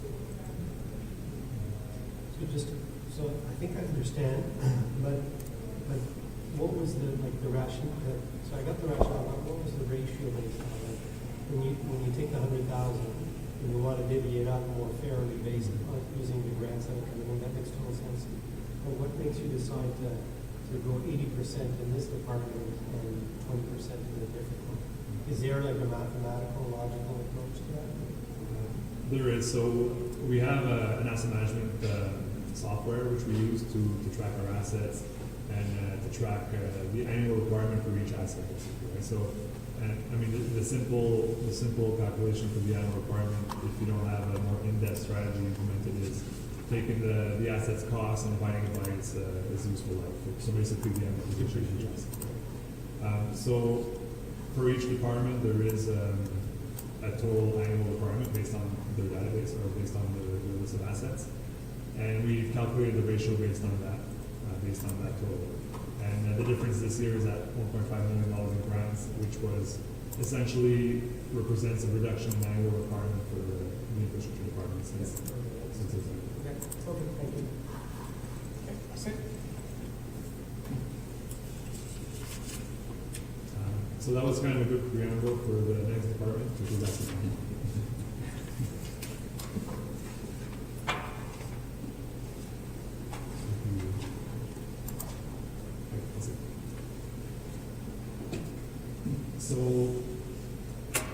So in the asset management department size, I will go into our infrastructure fund strategy, but before that, just to touch on the asset management operational budget. There's no major changes from 2020 to 2021. I am mentioning these two lines here, which were actually also in 2020. When we presented the 2020 budget last year, and when we spoke on that service efficiency grant that I presented earlier, we did allocate $100,000 to asset management to keep on developing our strategies and to keep on refining our asset database. So there was a $25,000 in 2020. There is another $25,000 in 2021. There will be another one in 22 and 23. It's really to keep us keep improving our practices and also to keep up to date with the provincial regulations and the requirements. So you will notice those two lines, 7120, which is the revenue from reserve, and 6480, which is our professional fees. That's essentially to keep moving forward with our practices to improve our asset management strategies. The focus in 21, we really want to improve or keep improving our actual database. And when we speak about annual requirement, it's a very complex. It can be very complex to calculate that. I gave the simple math calculation earlier on, which is basically the amortization. But in reality, and if we look at those, for example, we do want to implement those strategic asset replacement strategies, like those investments at key timing to minimize the overall cost, life cycle cost. So basically, the $25,000, which is in 2021. Will mostly be used to conduct either condition assessments or strictly asset management or asset database improvements by working with the departments, with consultants, and keep that work going. So we're really trying to improve our asset management practices, and every budget sessions we're hoping that the council can see those updates, and we want to keep going in that direction. So that's the only key highlight in the operational budget for asset management.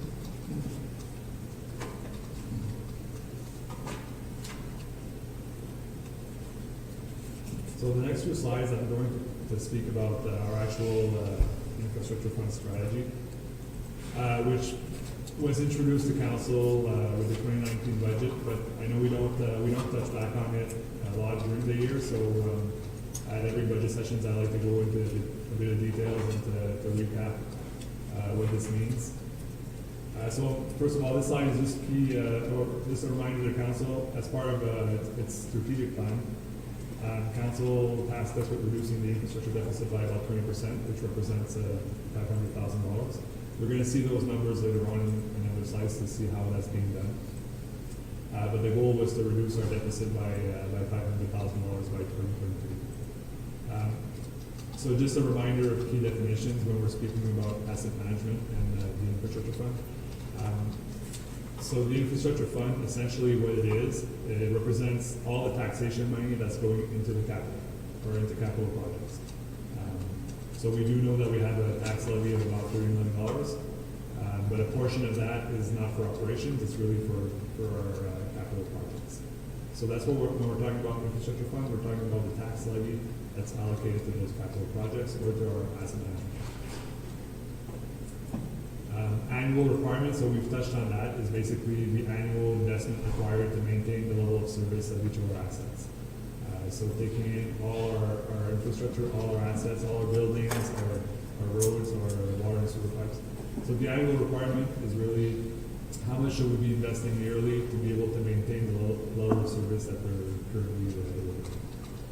And the infrastructure deficit, which is a link back to the strategic plan that we want to reduce. It's basically the difference between the two. So we do have an annual requirement. Currently, we're showing about $4.4 million.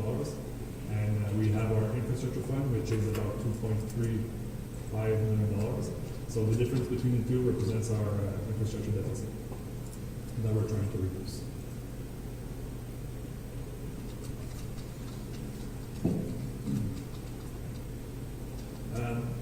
When we spoke on these slides at last year's budget sessions, there was questions regarding exactly what the infrastructure fund is and the policy, because that term was actually introduced back in 2010. There is an infrastructure fund policy, and following our discussions at last budget session, we were mandated to have a look at that and to update it if required. So what I'm presenting to you today is really the high-level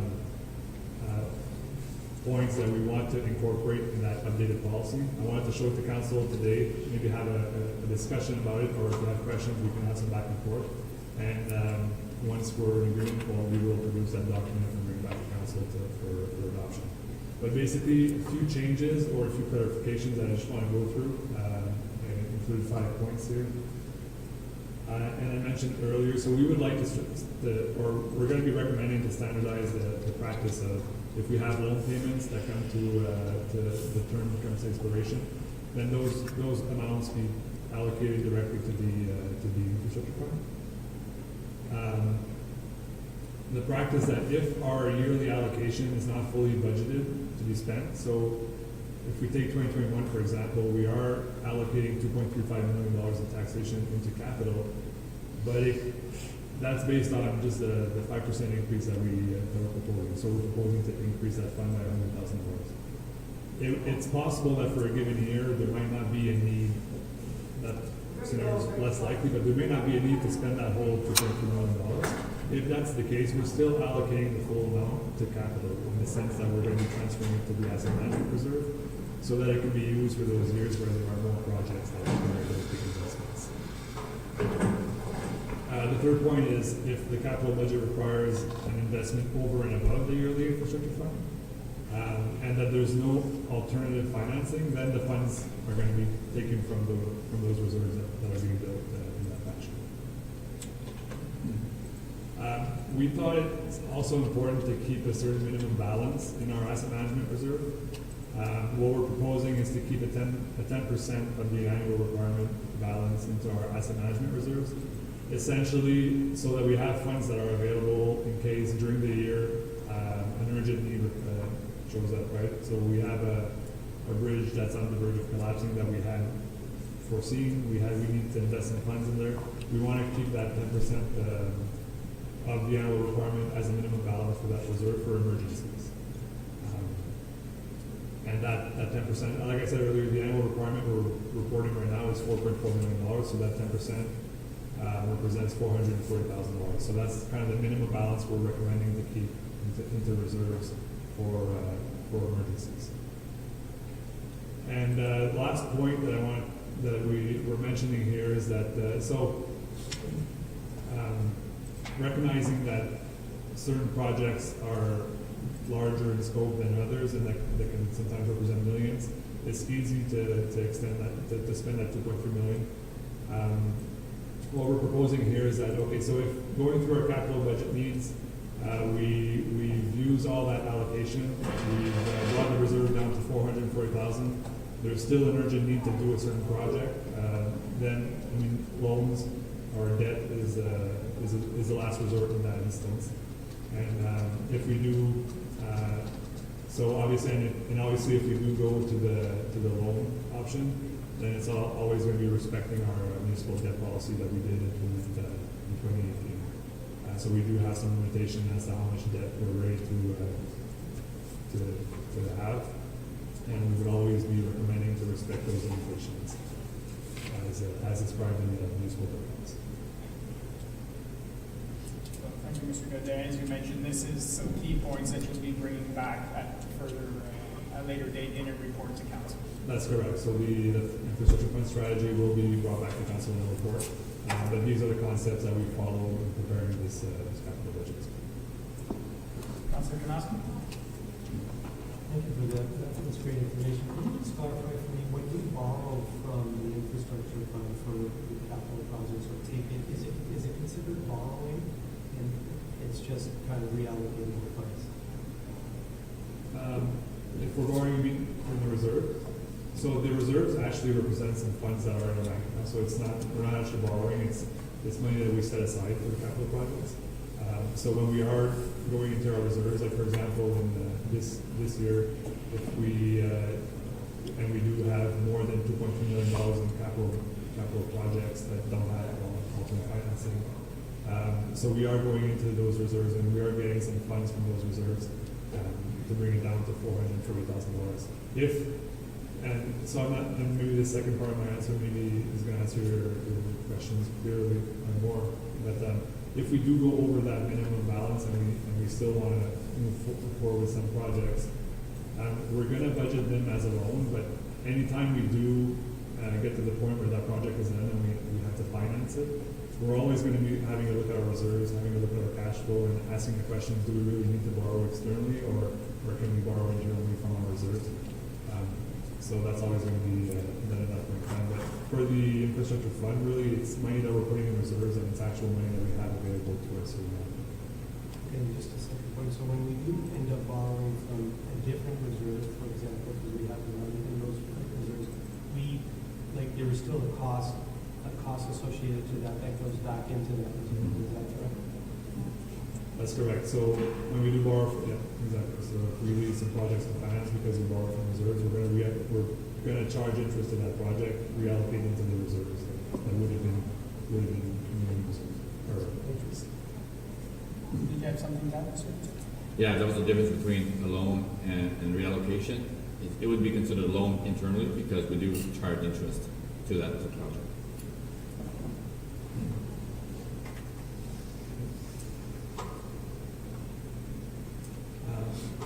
So this next table here is just to give you kind of the evolution of our infrastructure fund strategy since it was introduced back in 2019.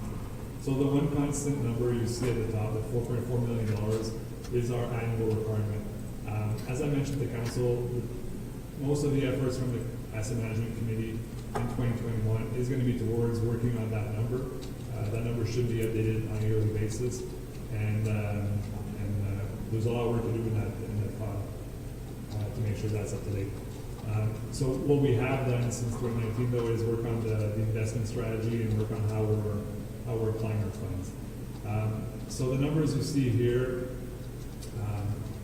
there are 3 investments into the infrastructure fund. Basically, we started off with 1.9 million in 2019.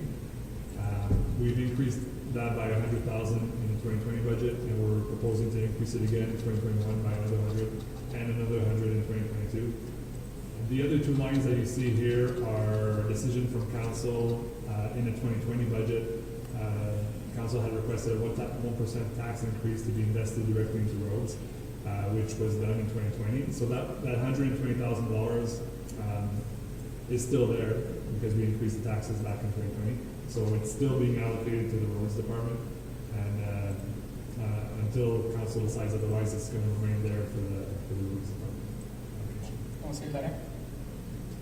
Council also dedicated 1% to the rec complex. Should that not be shown here as well? Right, so that 1% isn't included in this, the infrastructure fund strategy. It definitely could be considered a part of it since it's essential, it's for capital projects in the future. Since we have a completely different strategy for the rec complex funding, we decided to keep it separate, so we will be reporting on that later on in the recreation slides, but that $120,000 is still there as well. Mr. Dick? I think we'll just summarize it as, we don't have that asset yet, so that's why it's not showing up in this asset list. That's kind of how I would see it. And the last point, the fire protection fee, again, was a decision in 2020 to reallocate a portion of that fee that we do collect on tax bills. A portion of it was reallocated to the fire department for the fleet replacement, so that $130,000 is still there on an ongoing basis. So when I was talking about the 2.35 million, that's the number we see in the blue column for 2021. Those 3 investments together, which are all coming from taxation, totaled $2.35 million. So taking the difference between the annual requirement and our infrastructure fund, we have a deficit in 2021 of about $2 million in our infrastructure. Now, the information we've added underneath that is to give council context, even if we do have an infrastructure deficit of $2 million. So we're not investing enough by about $2 million. We do invest in we do have some loan payments, which I spoke on earlier on, that we believe should become a part of this, for about $250,000. So those are also taxation dollars that are going towards capital in the form of loan payments. So that's why we're considering them here. So really, if we adjust our infrastructure deficit based on that, we're at $1.8 million. And I also mentioned grant revenues, which essentially is the province and the federal recognizing that it's hard for local municipalities to be able to invest enough to maintain their infrastructure. So we do receive automatically $1.5 million from those grants. So taking all that together, that would bring our net deficit down to about $276,000. So it's a rosier picture, if you will, than presenting just that $2 million deficit. We do have some other source of funding that are helping us maintain our assets and keep up to date with the condition. I'll just add to that, though, that while we are including the grant revenue of $1.5 million, ultimately, where township wants to be is that infrastructure deficit of $2 million. You want to get that down to zero. Because anytime we're going to apply and we speak with the ministers for the grants and, we need money to do this project and that project, their first question is, well, we're giving you grant money, what are you doing with it? And then they turn, well, we're using it for asset management. Well, they see it as, we're helping you out to move forward. Asset management should really be covered at the municipal level. And this extra funding shouldn't be a Band-Aid to the issues you have. It should be helping you to get a step up. So ultimately, while yes, the net deficit in this case is $276,000, ultimately, whereas a municipality we want to go is we want to get that $2 million infrastructure deficit down to zero, so that the funds coming from the upper levels of government can actually be used to help us move ahead in an efficient manner. Yeah, that's correct, and we're presenting those numbers here just to give the complete picture to the council, but definitely the infrastructure deficit, the way we're proposing to define it, because we don't have there's no, the province wants us to report on our infrastructure deficit, but they don't have a formula prescribed for it, so there's not necessarily consistency across all municipalities. What we're proposing as a definition for the infrastructure deficit is still that $2 million, which does not include those things in the bank. And to come back to the goals from the strategic plan to reduce the infrastructure deficit by 20% by 2022, that would mean to bring it essentially under $2 million, which we see here with this strategy. That goal is going to be accomplished with the 2022 budget if we do again increase our infrastructure fund by $100,000. Again, with the asterisk that we are looking to improve that $4.4 million number for annual requirement, we're always working on improving the database to make sure we're presenting accurately.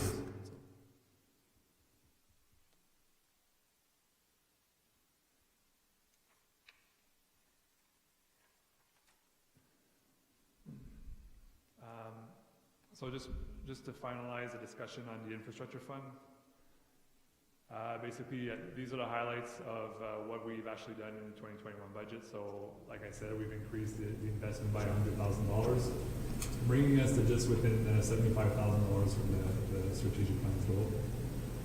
And that goal is going to be reached in 2022 should we continue to increase our investment by 5% on a yearly basis. And the last point is kind of what I mentioned earlier on.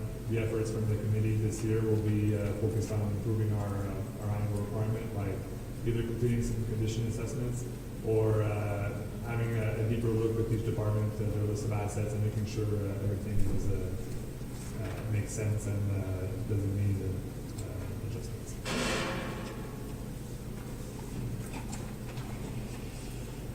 Question, conseiller Brisson? Je comprends très bien votre stratégie de fonds d'infrastructure, puis je pense que c'est excellent. Je ne sais pas si c'est un couteau un peu à deux tranchants, parce que quand tu arrives sur l'autre côté à demander des grants, ben là, ils disent oh, ben, vous avez une réserve d'infrastructure, ça fait que vous n'avez pas besoin d'aide financière. J'aime autant l'avoir préparé, mais quand elle disait c'est plus facile d'avoir les grants, je ne sais pas si c'est vraiment vrai, que si c'est pas le contraire, dire ben, vous avez déjà l'argent, fait qu'on va aider d'autres qui sont en difficulté. Je pense que c'est un bon point, la contribution que vous apportez, mais je pense quand même qu'on démontre un déficit de plus de 2 millions. qui représente dépasser ce déficit. On peut pas se fier nécessairement sur les octrois conventionnels de la province ou du fédéral. Donc, c'est un vrai déficit qu'on a de 2 millions. Donc, je pense pas que ça nous fait trop mal quand on fait les applications pour les octrois, mais c'est définitivement un bon point dans le sens que la province nous pousse à améliorer nos pratiques d'asset management, mais en même temps, des fois, quand on fait une application, on est pénalisé si on est dans une situation financière. Donc, c'est des critères à considérer en tant que conseil quand on passe le budget. Mais je pense que la gestion responsable, c'est quand même de continuer à faire des augmentations. Les augmentations de 100 000, c'est quand même quasiment 75% d'un pourcent d'augmentation sur les revenus de taxes. Mais de faire une augmentation de 100 000 par année comme ça, au lieu d'attendre qu'on est dans le trou, puis une fois que la province a tout le financement, qu'on va augmenter de 500-600 000, ça peut pas se faire. Realistically, with the amount of debt the province and the federal governments are taking on right now, that funding that we're receiving has a real risk possibility of being cut down as the years go forward. Monsieur Leduc? Membre conseil, j'aimerais vous inviter à aller à la slide 158. Je pense qu'on doit se féliciter de la décision de 2010 à l'heure aujourd'hui, comment on améliore significativement nos conditions nos infrastructures. So slide 158 just shows you, if we can get to that slide.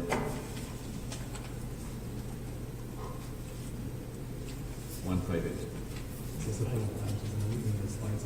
Okay.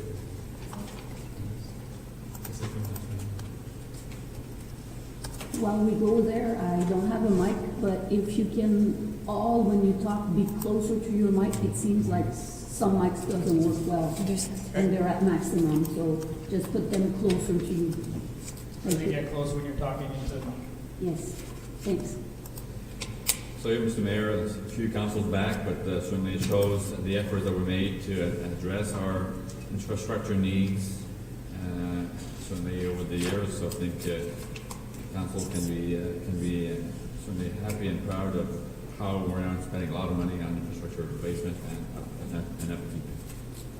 Because looking at this slide, you can see, you know, even though between 2010 and 2021, you know, it's a $1.3 million difference. But if you add those totals up, you're talking about $6 or $7 million in a period of 10, 11 years that was spent in extra in our infrastructure. So the strategy is definitely to our advantage. Conseiller Bissard? Juste un commentaire aussi, c'est qu'il faut réaliser aussi que c'est beau qu'on a augmenté d'1 milliard, mais toutes les infrastructures, en temps de 10 ans, le coût a quasiment doublé aussi. Ça fait que c'est...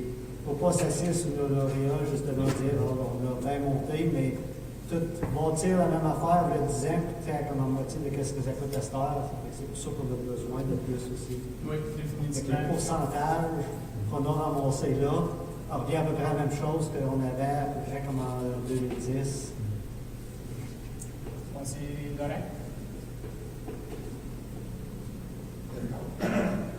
Yeah, just so everyone understands too, that $1 million originally came from the transition of the garbage collection and recycling and landfill collection to a user fee. That's where that $1 million came from. If we hadn't moved that out, we wouldn't have started with that $1 million, and we would have been probably significantly worse off than we are today. So I think that was a phenomenal decision to ensure that $1 million was allocated by bylaw to infrastructure funds only, because we know how things could go depending on who's sitting where. That money could be all of a sudden gone to different projects. So it was great that councils had decided that that was going towards infrastructure, specifically for projects that we, at that point in time, did not have to increase taxes to do over $1 million of projects. Now, obviously, we've increased that fund over time, so there has been a tax-based contribution to that, but the starting point of $1 million, I mean, as of today's rate, that's what, about a 6%, 5 to 6% tax increase. So back then, you're probably looking at about a 10 to 12% tax increase that we started with. So, I mean, great job, I think, by all the councils since that time that have maintained and increased that fund at a very minimal increase to the taxpayer. Thank you, Conseiller Lorrain. Are you sharing, Councilor Bernard? I see you got a delivery there, so. Yeah, Mr. Leduc, I think we've been going for an hour and 50 minutes. Let's take a 5-minute break here, and we'll come back and jump into the next section at that point in time. Need all my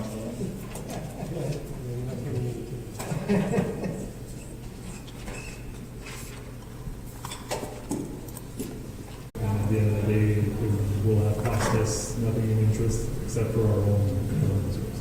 Okay, thank you very much, Mr. Godin. Totally agree with you. I was hoping that you had put option 1 in the budget. That way we'd have a little bit more play money.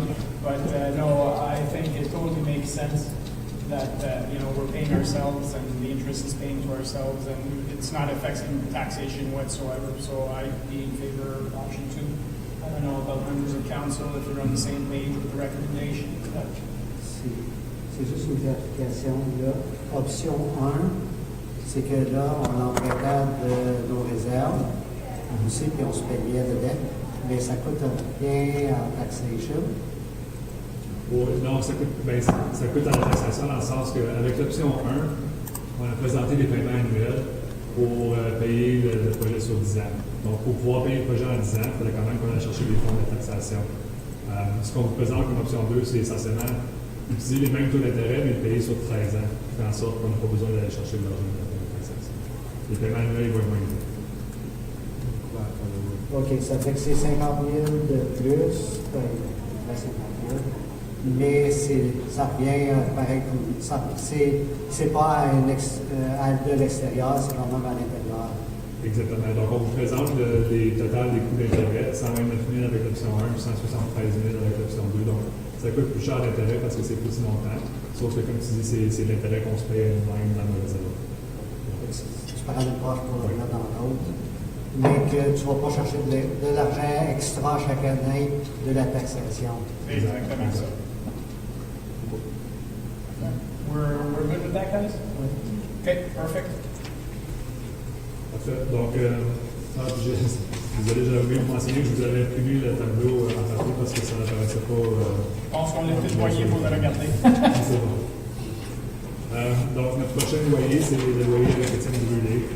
J'ai pas rien à partager à ce moment par rapport à ça, parce qu'on est en discussion, en négociation avec Étienne Brûlé, parce que le terme est dû pour être renouvelé en janvier. Donc, il va y avoir un rapport au conseil prochainement par rapport à cette question. Conseiller Ternowski? Merci, vous m'entendez? Je vais juste vérifier si parce qu'on est en négociation, donc on ne change rien, mais sur le budget pour 2021, on garde the same assumption that the revenues are going to be the same. So, in other words, if that was not to happen or something else, that's money that's technically at risk. That's correct. So you're right in saying that. We still included the rent revenues from Étienne Brûlé in our operational budgets, which at the end of the day brings us a net revenue of $12,000 when we deduct all our operational expenses and taxation. So that $12,000 is at risk of not being there if ever there's no renewal or if depending on where the negotiation go. But yeah, that is there most likely will be an adjustment from here to the final budget figure that way.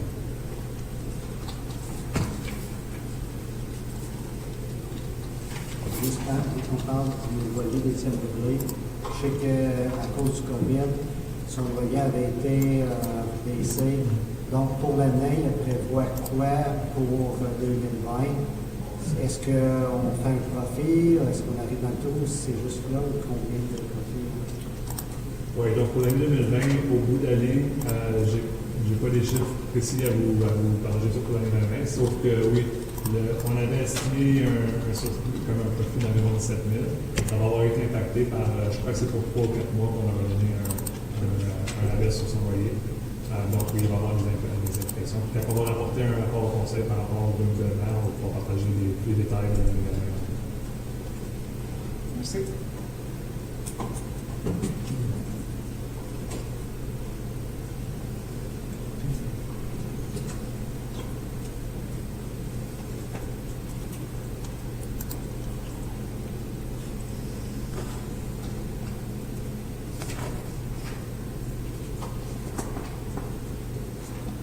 Donc, vous remarquez que dans la section 1F, on a ajouté aussi deux nouveaux départements, deux nouveaux folios. Un pour le 215 industriel, puis un pour le 225 industriel. We've created two new budgets in section 1F. And these are for one building that we have acquired in 2020 and one building that we're likely to acquire in the upcoming months. So 215 industrial essentially is the old ambulance station. We have included in that operational budget $25,000 for a feasibility study. We're looking to evaluate different options of how we could use that, what we're going to be doing with it. There is that $25,000 there, and we've also included minimum operation expenses such as just basically upkeep of E-type, that kind of stuff. That's exactly right. And it's the same thing for 225 Industrial Street, which is formerly Anissa Sullivan Welbeck.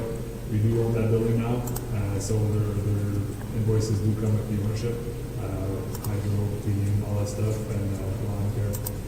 So we've created those two new budgets, which overall is an addition of about $75,000 to the or $70,000 to the tax rate. And like I said, included in that is a $25,000 specifically earmarked for a study to look at different options regarding the usage of those buildings.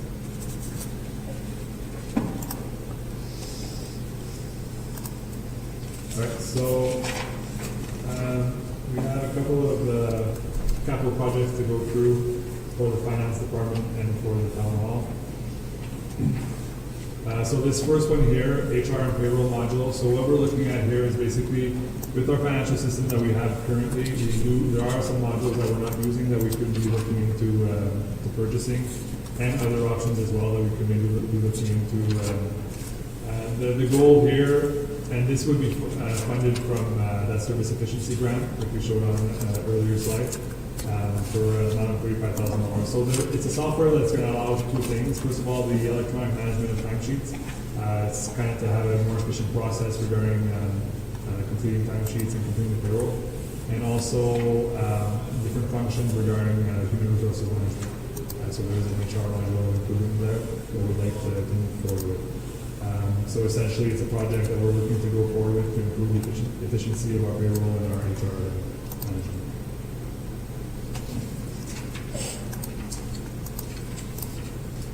And the next project is, this one here is basically an upkeep. It's our financial system, Great Plains, is due to be updated. Essentially, this is an investment that we have to make every 4 or 5 years to make sure we continue to receive support from the supplier. So we have $10,000 for the Great Plains update.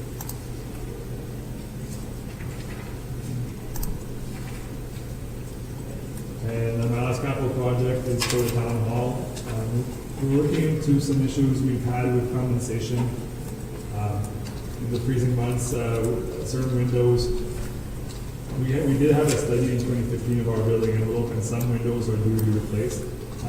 Some areas more urgently than others. There's been condensation, at certain areas. And we'd like to look at replacing the windows, but also looking at the insulation, make sure everything is up to par there.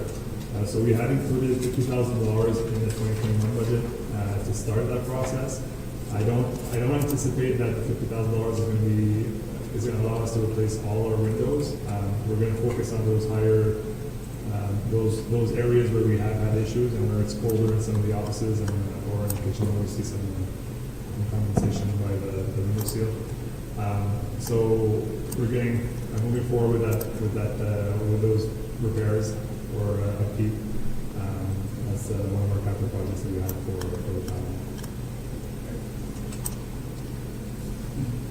Just a few pictures here included in. So some of these projects, you're going to see some pictures included for reference. These are the areas we're looking at for 21 to update.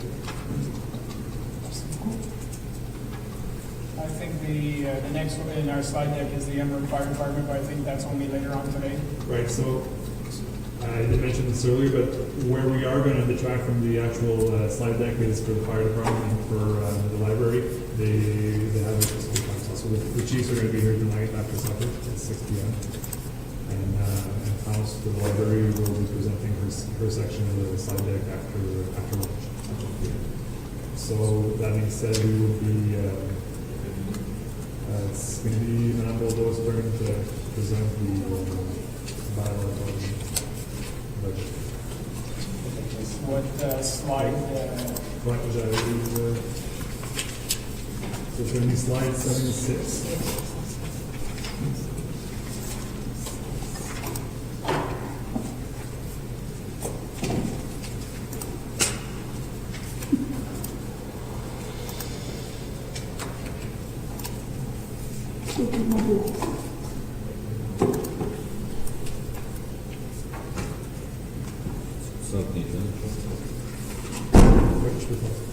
So before, while we wait for Madame Bordeaux, I can go through actually slide 75, one slide before that, in section 2J of your binder. This is a straightforward one. Every year, South Nation sends us an invoice for the yearly requisition. So we're expecting a 5% increase in 2021, going from 139,000 to 146,000.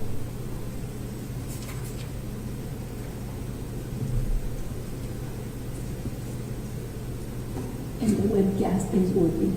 Okay, perfect. Maybe the person tried while we were on break. Yeah, no, I got a message there, that said she finally got on, so. I think there's also a delay as to, I'm not sure how long the delay is. I'm not sure. So for Madame Baudouin, who's on her way, it's going to be slide 76, and in the binder, we're going to be looking at section 2K.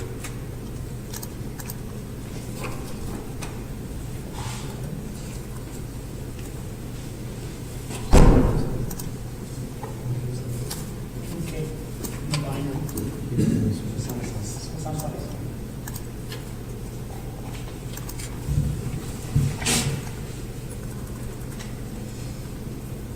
C'est une question. Oui, c'est ça? Quand on parle de South Nation, Oui. avec les coûts, est-ce que, comme les parcs que South Nation appartient, est-ce qu'on a des coûts aussi associés à ceux-là? Quand je parle comme à Parc le Boyd et Burton, est-ce que les coûts à ça, c'est quoi les parties? Burning tweet. Ça, c'est, le 5% ici, ça, c'est séparé des coûts d'opération qu'on a pour parc et récréation. Comme le tweet puis Burton, c'est appartenu par SNC, so that's part of their budget. And that's part of, included in their requisition. So le 5% inclut ces parcs-là. Mais les parcs que nous autres, on appartient, qu'on a un contrat avec eux autres, ça, c'est pas dans ce montant-là, c'est un différent montant. OK, ça fait que dans ce 139 000, Ouais, 139, 146. 146, ça c'est vraiment comme pour ces parcs-là qui appartiennent puis que Ça, c'est pour l'organisation de South Nation. That's just the tax levy percentage that goes to tax state. Mais comme le parc Nocobus à Liège, que ça c'est pas part, fait que ça va dans la section parc ou ça? Oui, les parcs, nous autres, les autres contrats qu'on a avec South Nation, Comme le moving. c'est ça, c'est séparé de ce contrat, from this tax levy. I think I got that right. Okay.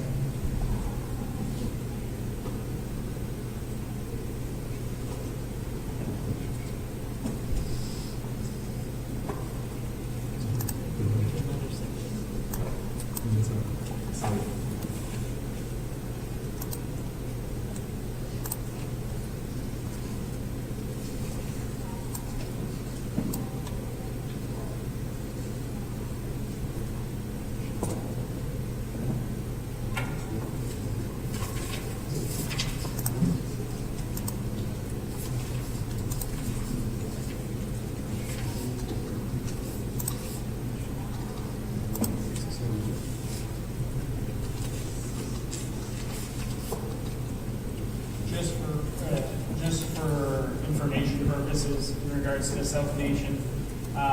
South Nation, when we have discussions at the board about budget increases, we really take direction from the City of Ottawa, because the City of Ottawa pays the vast majority of the budget. So in this case, City of Ottawa actually wanted to go a little bit higher, and we kind of cut it back. But the City of Ottawa's contribution to South Nation is probably about, I think if I remember well, it's about 70-75% of their budget. We're roughly we're now third because Clarence Rockland has climbed on board. So Clarence Rockland is actually the second biggest contributor to South Nation, and then it's Russell Township.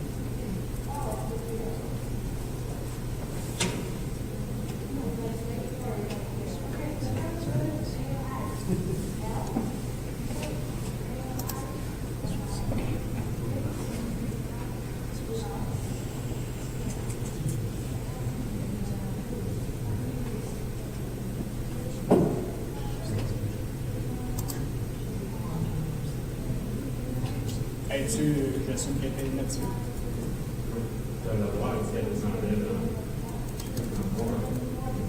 She forgot something.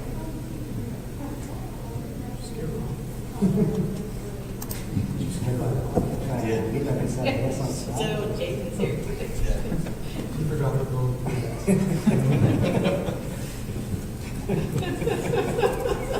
We'll mention that to her. Or we bet you when you get your best. It's been that kind of morning.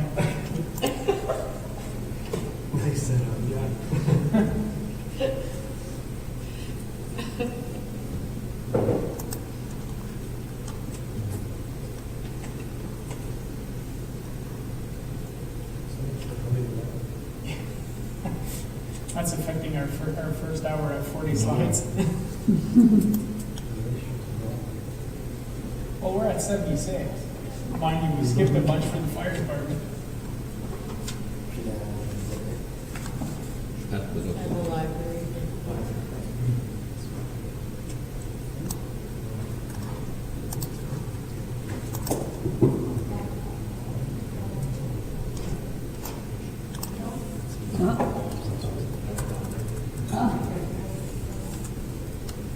Oh, you're waiting outside?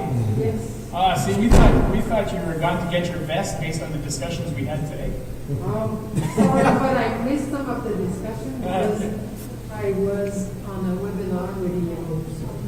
Non, c'est pas fait. Ok, Madame Mousseau. Good morning. It's like doing that as a section. Right.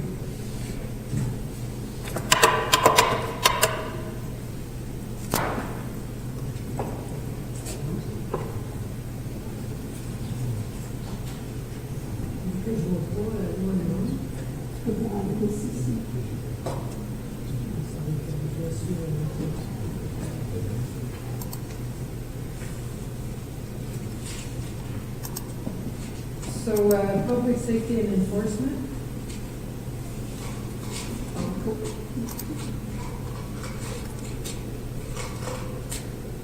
Public safety and enforcement, so you have the positions under my responsibility. Then we have the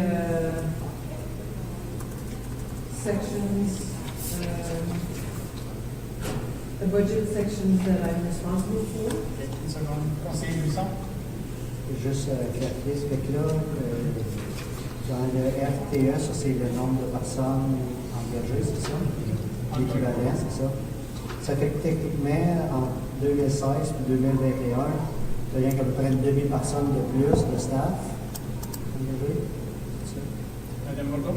Mais que les demandes sont quasiment 4 fois plus. Je suis juste surpris qu'on n'a pas eu besoin d'augmenter plus que ça. C'est pour ça qu'on fait le level of service. Le level service review Ah. sur le strategic plan. Ça va venir dans la discussion à ce point.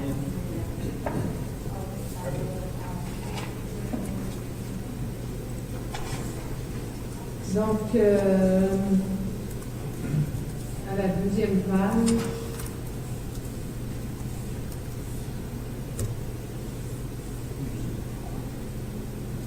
Et voilà. on a les budgets qui tombent sous ma responsabilité.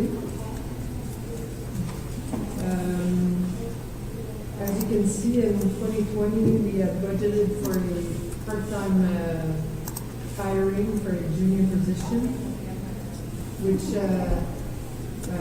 main duties were to do sale of dog tags door to door and do basically park enforcement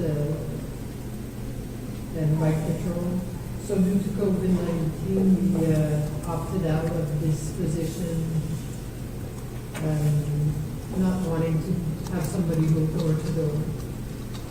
So at this time, I would like to reinstate the position for 2021.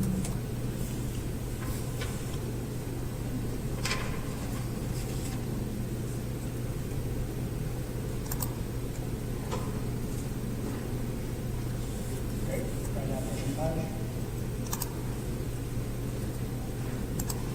So the next page is public safety and enforcement. So here we have the renewal project of security access system. So it was supposed to be in 2 phases for 2020 and 2021, but the project will be completed this year.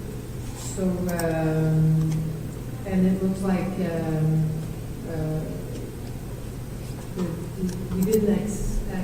we didn't need as much money as we anticipated.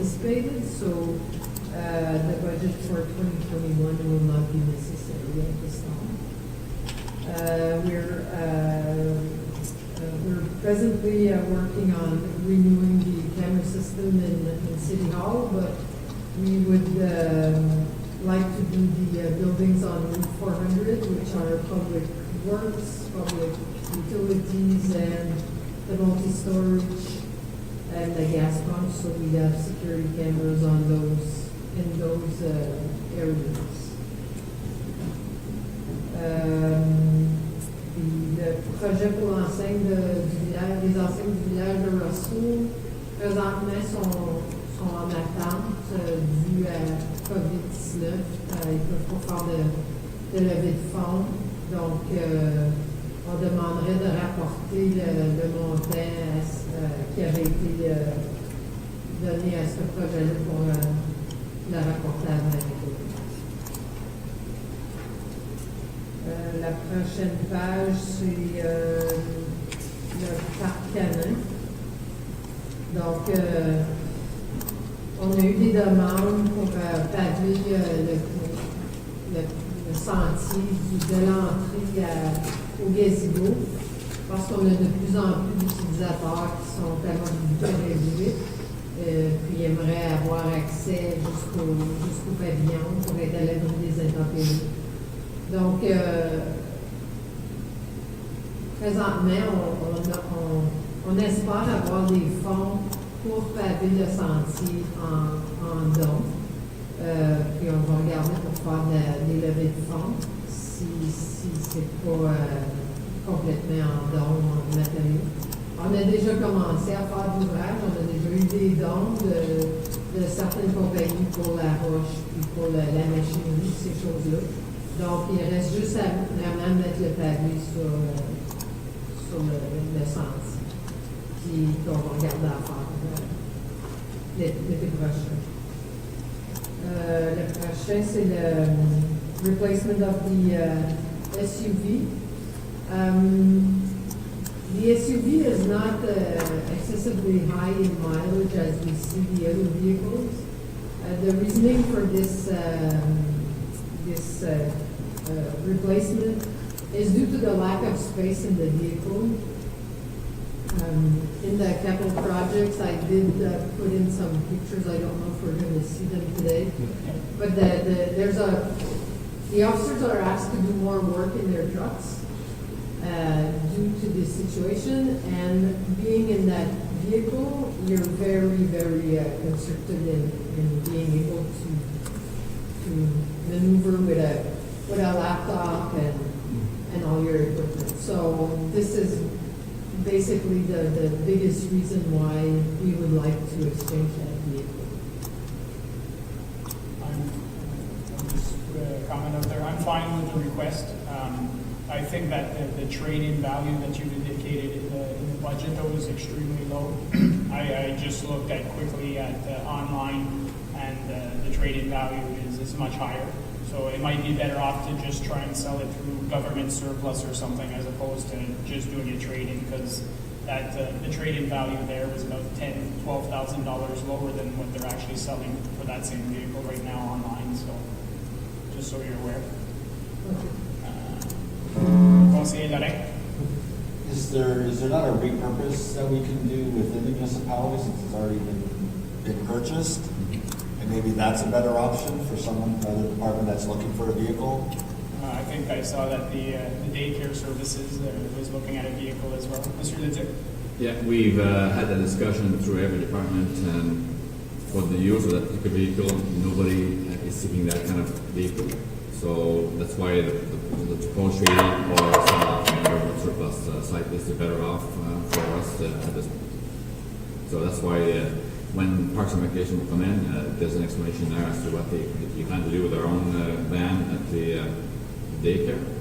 But that's what it was offered to them. But at this point, it doesn't meet their need to carry some stuff and people in there. So that's why right now we prefer the option of trading. Conseiller Kanowski? So I have to say I'm struggling with that one a little bit. I understand that comfort is important to me. We've had this vehicle for 5 years.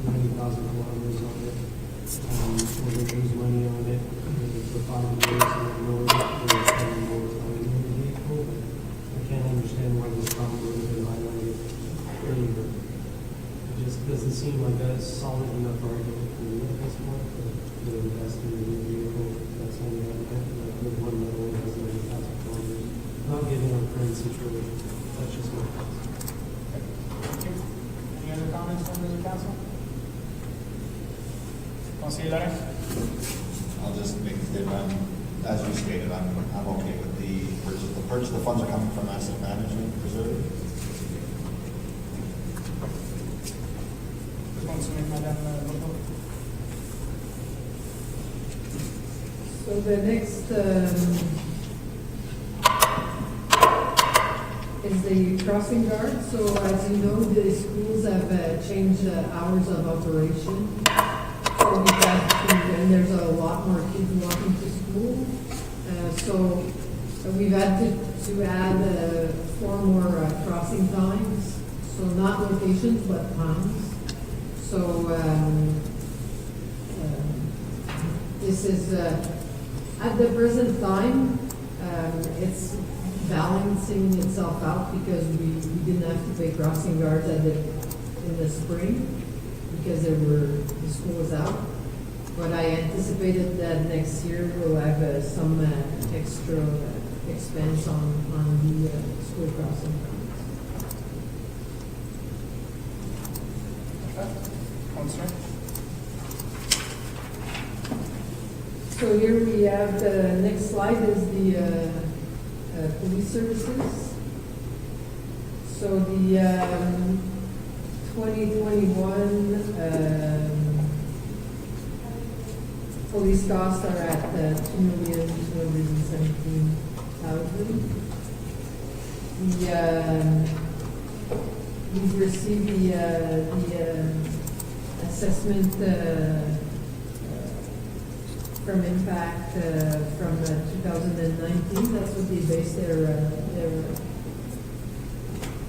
household count on.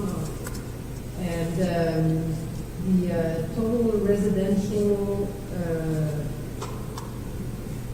doors are 6,687, and commercial industrial is 339. So the total property count is 7,006. I don't know, did you want the previous numbers or no? Conseiller Luxembourg, une question? Oui, ça fait que les coûts de 2,200,000, ça fait que c'est estimé avec le nombre de ménages et de choses commerciales. Oui, c'est ça, c'est... C'est quoi le rates? Si je m'en rappelle bien, for police services, it's like a two-prong approach. Il y a un certain montant par résident ou par propriété ou résident pour comment ils nous vivent, puis aussi un pourcentage du nombre d'appels. So, il y a 2 facteurs. C'est la population existante puis le nombre d'appels. That's the general gist of it, Yes. Madame Bourdon? Mais c'est-tu par maison ou si c'est par habitant? Par port. Par port. Merci. Monsieur le maire. Monsieur Je Leduc? vais préciser sur la question. La formule, c'est environ 178 $ par maison. Quand on parle de la maison, service de base. Ensuite, il y a un frais par appel qui est environ 117 $ par maison. C'est dans la formule qu'on reçoit de la province annuellement. C'est ça. Parfait. Continuez, Madame Bourdon. La prochaine slide, c'est la surveillance communautaire. Donc, le conseil a reçu une demande pour un incrément de Russell Watch. Russell Watch. L'an dernier, on a eu des difficultés avec le montant qu'il y avait eu. On a refait leur budget avec des spécifications. Donc maintenant, ça fonctionne. Mais ils ont demandé une augmentation pour 2021.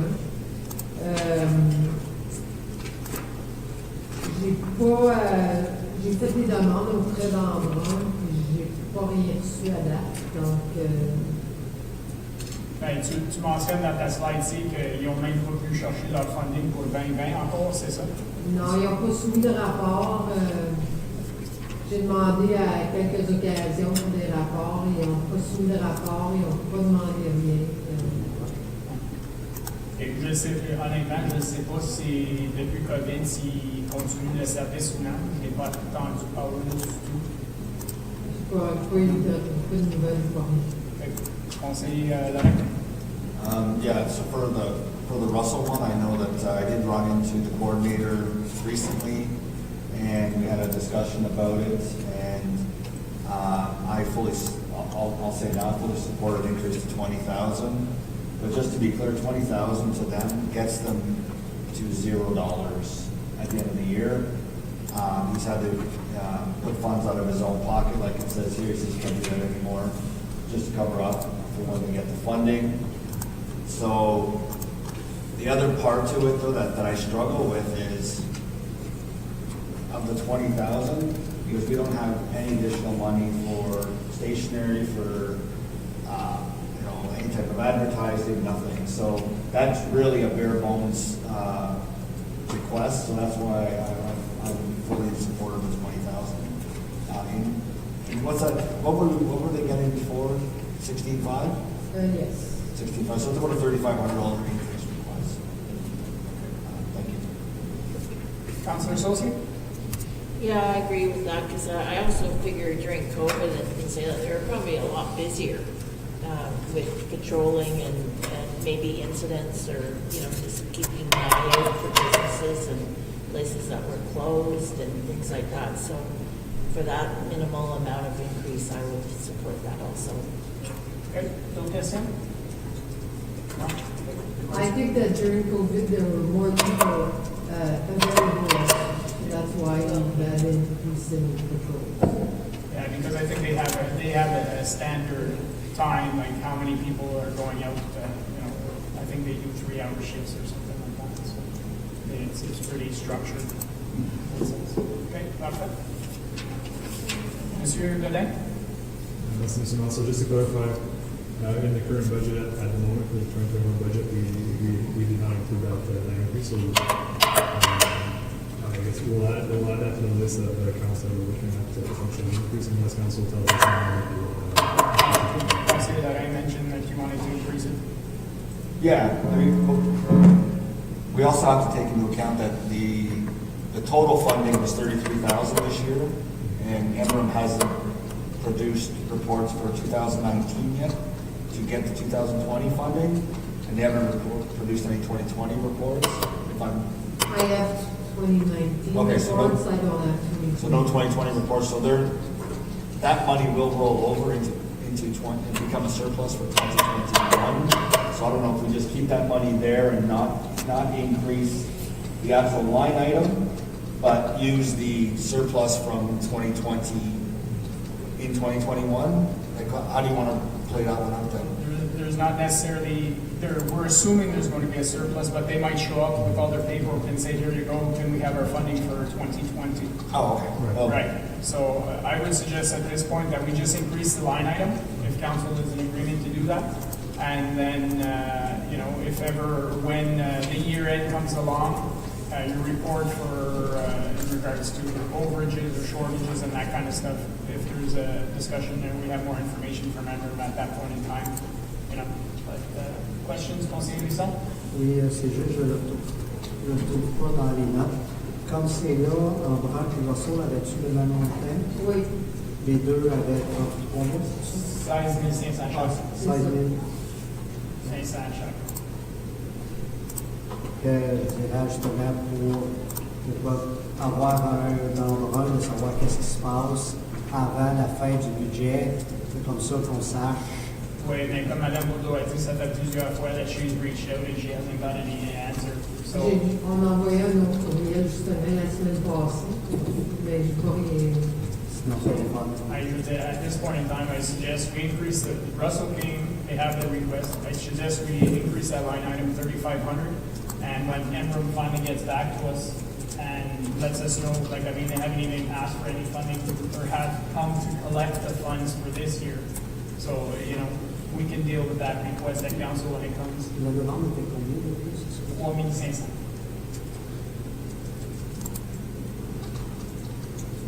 Councillor Sosia? Do we know if the Emblem Watch is still remaining active and, I have no report, none, I don't know.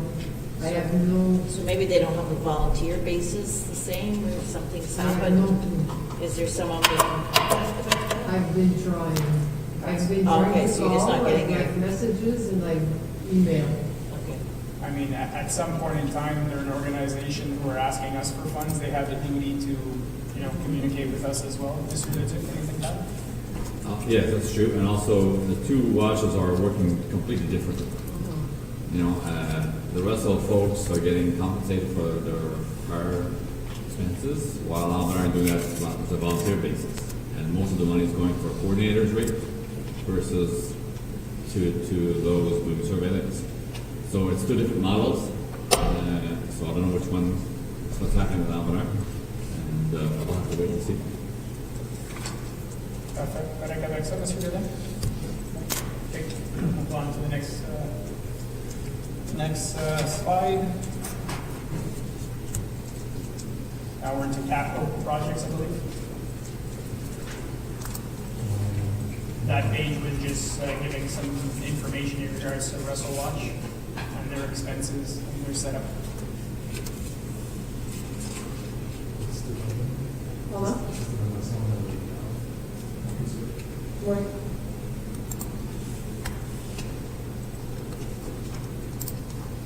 So this is the, just before we go into that, since we spoke about the public's request, reference to the Russell Watch, last week I received an email that there was a request to pave the dog park parking lot. So it's not in, because I just received this. Yeah, I think if at the end of the slide deck, it was included in the public requests. So à la fin, I don't think it's included in the budget, but at the very end of the budget session, the public requests, I did see that request listed in there. So there will be a conversation about it when we get to the public requests. Okay.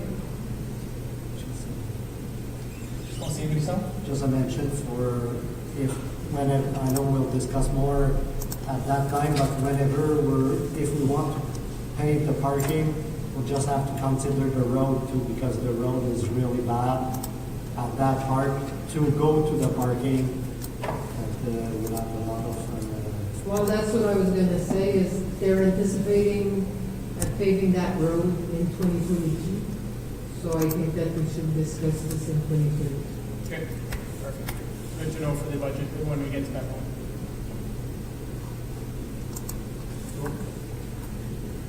So the first project is the security cameras.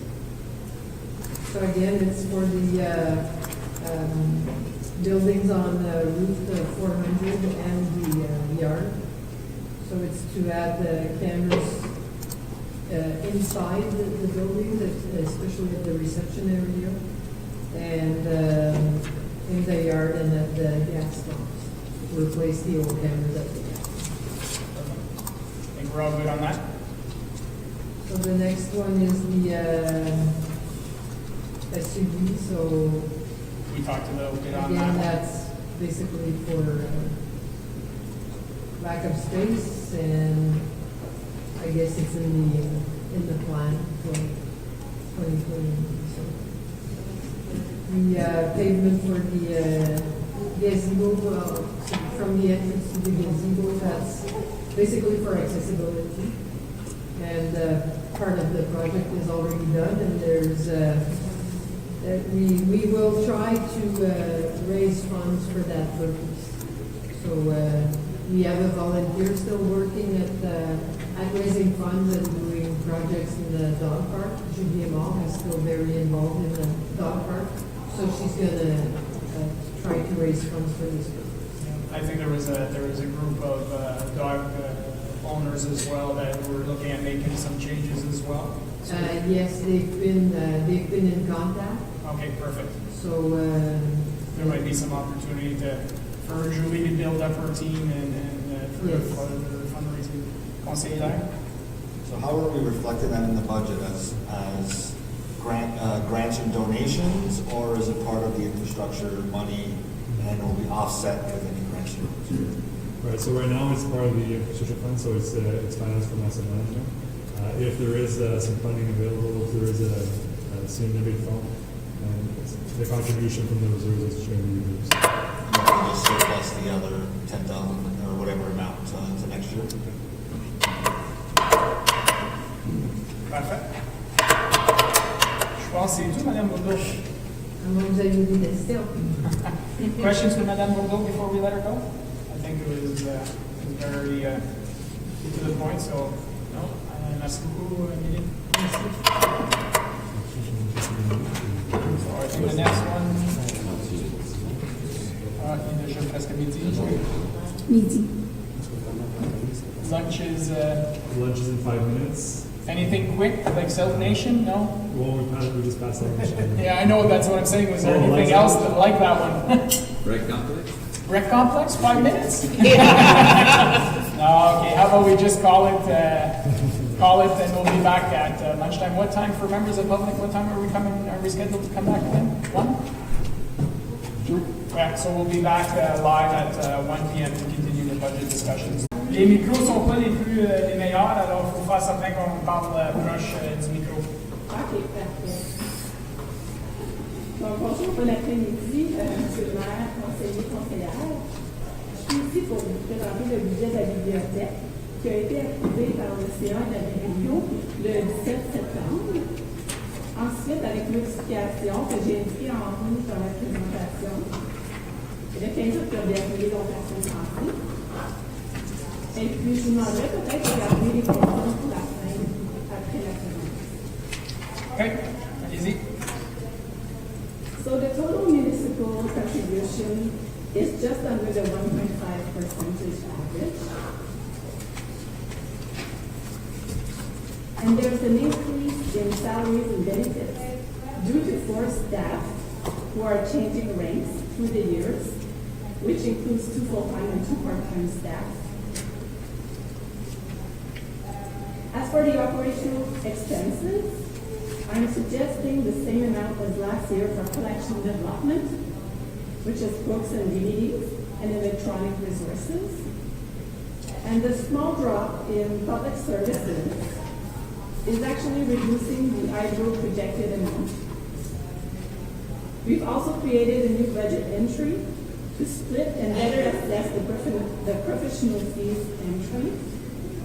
And of course, traveling, training, and courses have been reduced, but some staff training might be needed next year. Congratulations, by the way. Thank you. As for the revenue, the provincial grant library plug will continue, and we're hoping for the continuity of our user fee fundraising and donations.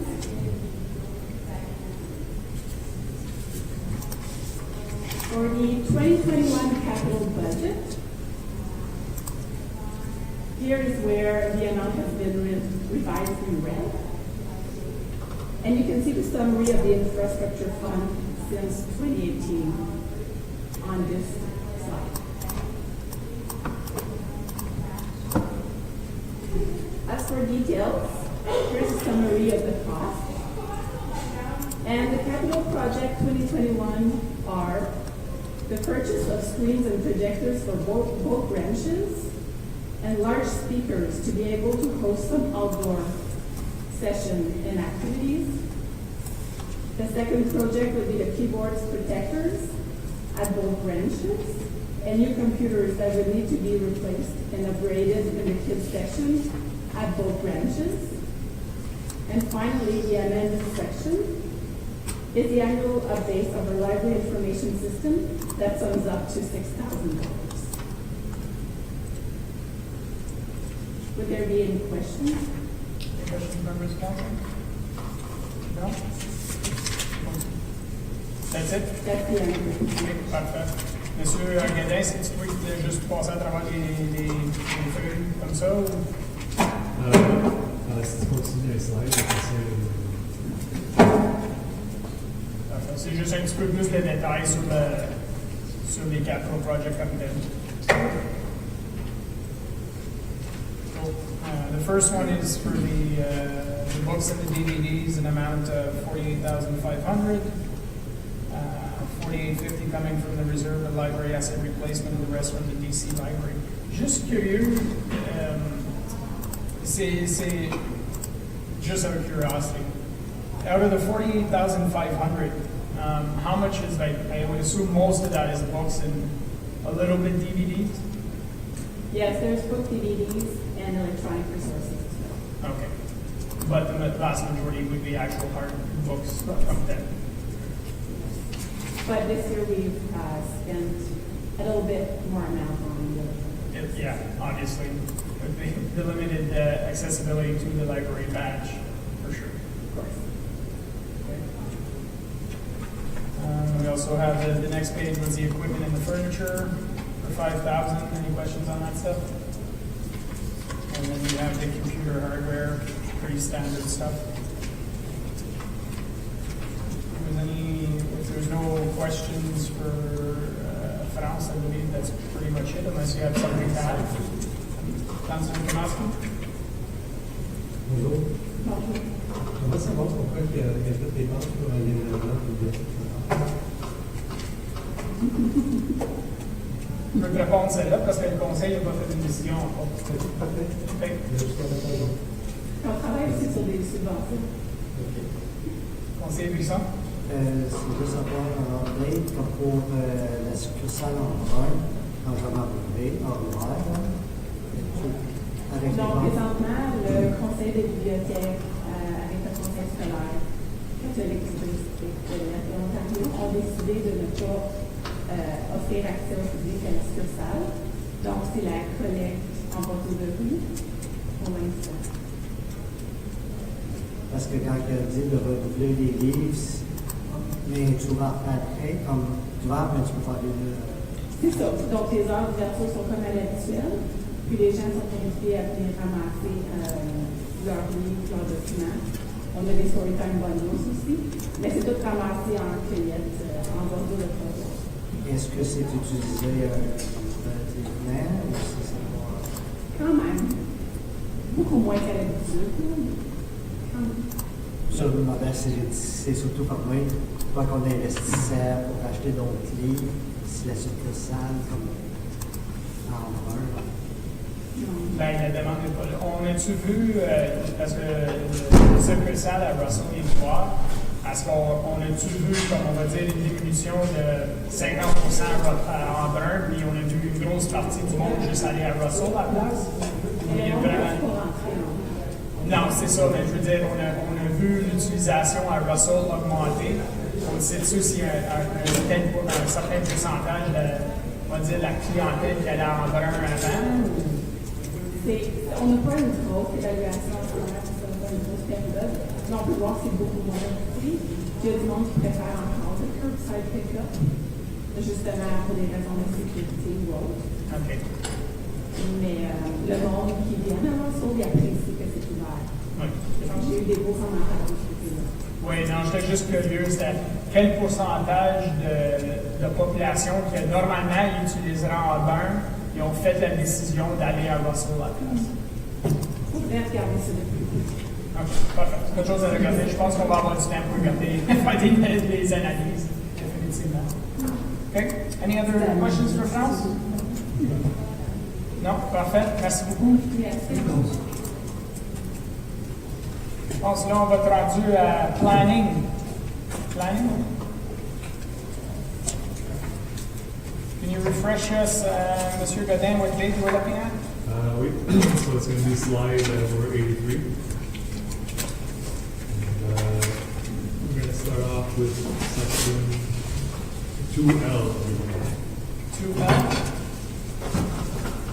Take a moment to switch over, if you will.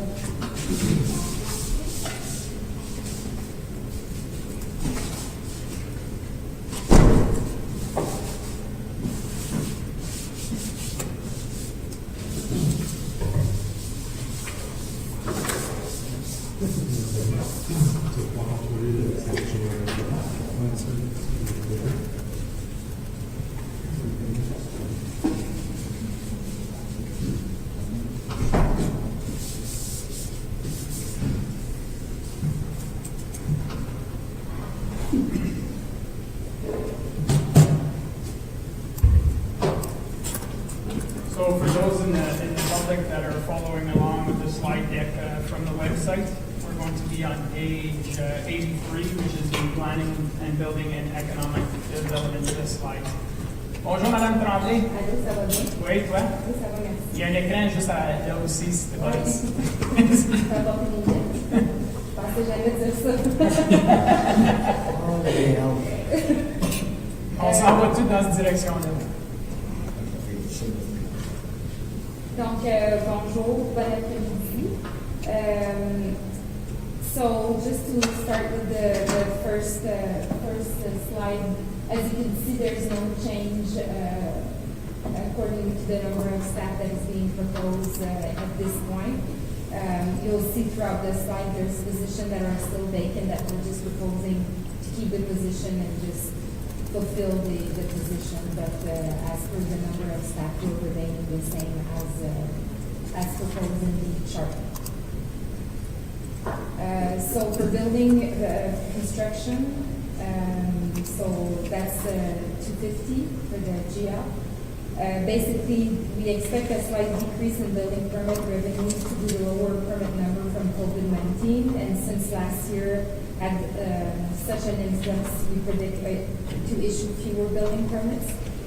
I just want to, and I guess it's going to be more a question, but we did plan for revenues a bit less because of the period of March to April was kind of slower in building permits. However, I've asked the staff, and since that presentation was done, to kind of rerun a report. And basically, for the number of permits, were last year for this, let's say from January to October, we were at 479 permits, and for the same period from January this year to October this year, we kind of picked it up a bit at 463 permits. So we're kind of seeing that we're picking up the number of permits. So I don't know if we want to increase the revenue as proposed or leave it the way it is, a little more conservative, but it was a bit reduced as per last year. So next slide. So I just want to just show numbers, for example, and again, just keep in mind that this tables are from January 1st to July 31st. So as you can see in the first table, this is the number of total building permits that were issued. So all toutes les catégories confondues de type of permits. Donc nous avons émis moins 60 permis de construction comparativement à la période de l'année passée. Sauf que comme mentionné, on voit we're catching up from the months that we kind of lost. As we can see, we did reduce by 50% for that period of time for the total building permits, but as you can see in the other table, we issued more single detached building permits.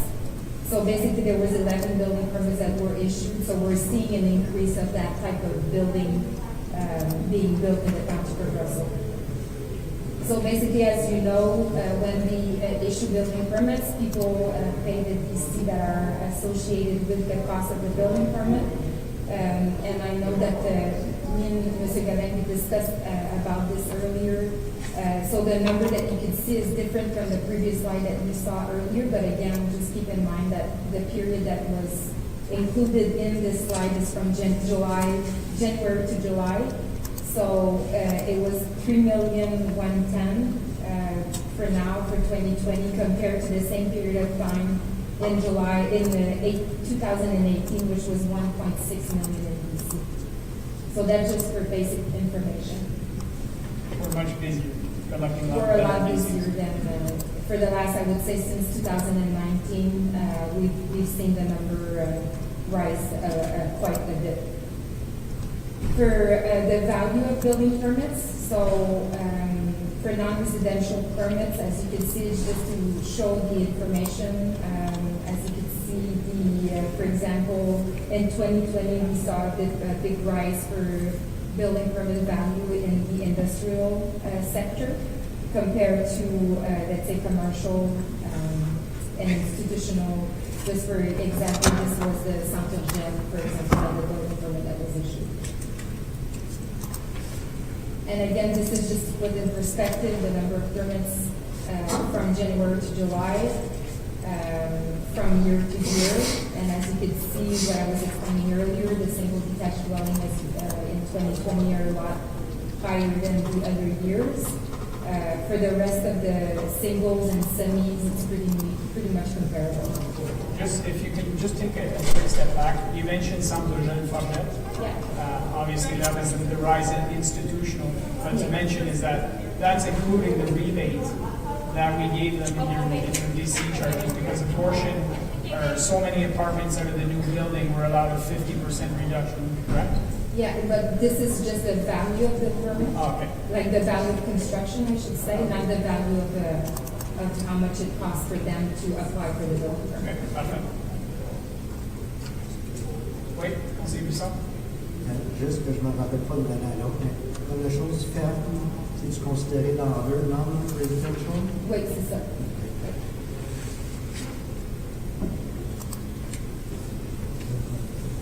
Councilor Janowski? Je veux juste m'assurer que je comprends bien. Alors, le nombre de permis a augmenté. La valeur des permis vendus a augmenté. Donc, quand on réfère à la valeur des permis, c'est la valeur de construction. Je comprends. Mais fait que la valeur, dans le fond, a baissé parce que le type de permis pour augmenter est plus petit. Alors, plus de résidentiel résiduel que de Mais la valeur du coût du permis n'a pas changé. on vend plus de permis. C'est ça, exactement. Mais sur le budget, on a eu une baisse d'environ 12% sur les revenus de permis. Sauf que la valeur qui a augmenté, c'est vraiment, comme on peut voir ici, la valeur, le nombre de permis de construction qui a augmenté, c'est seulement la catégorie de maisons familiales isolées. Mais tous les autres types de permis, comme commercial industriel, on en a moins de planifiés en ce moment en 2020 comparativement à 2019.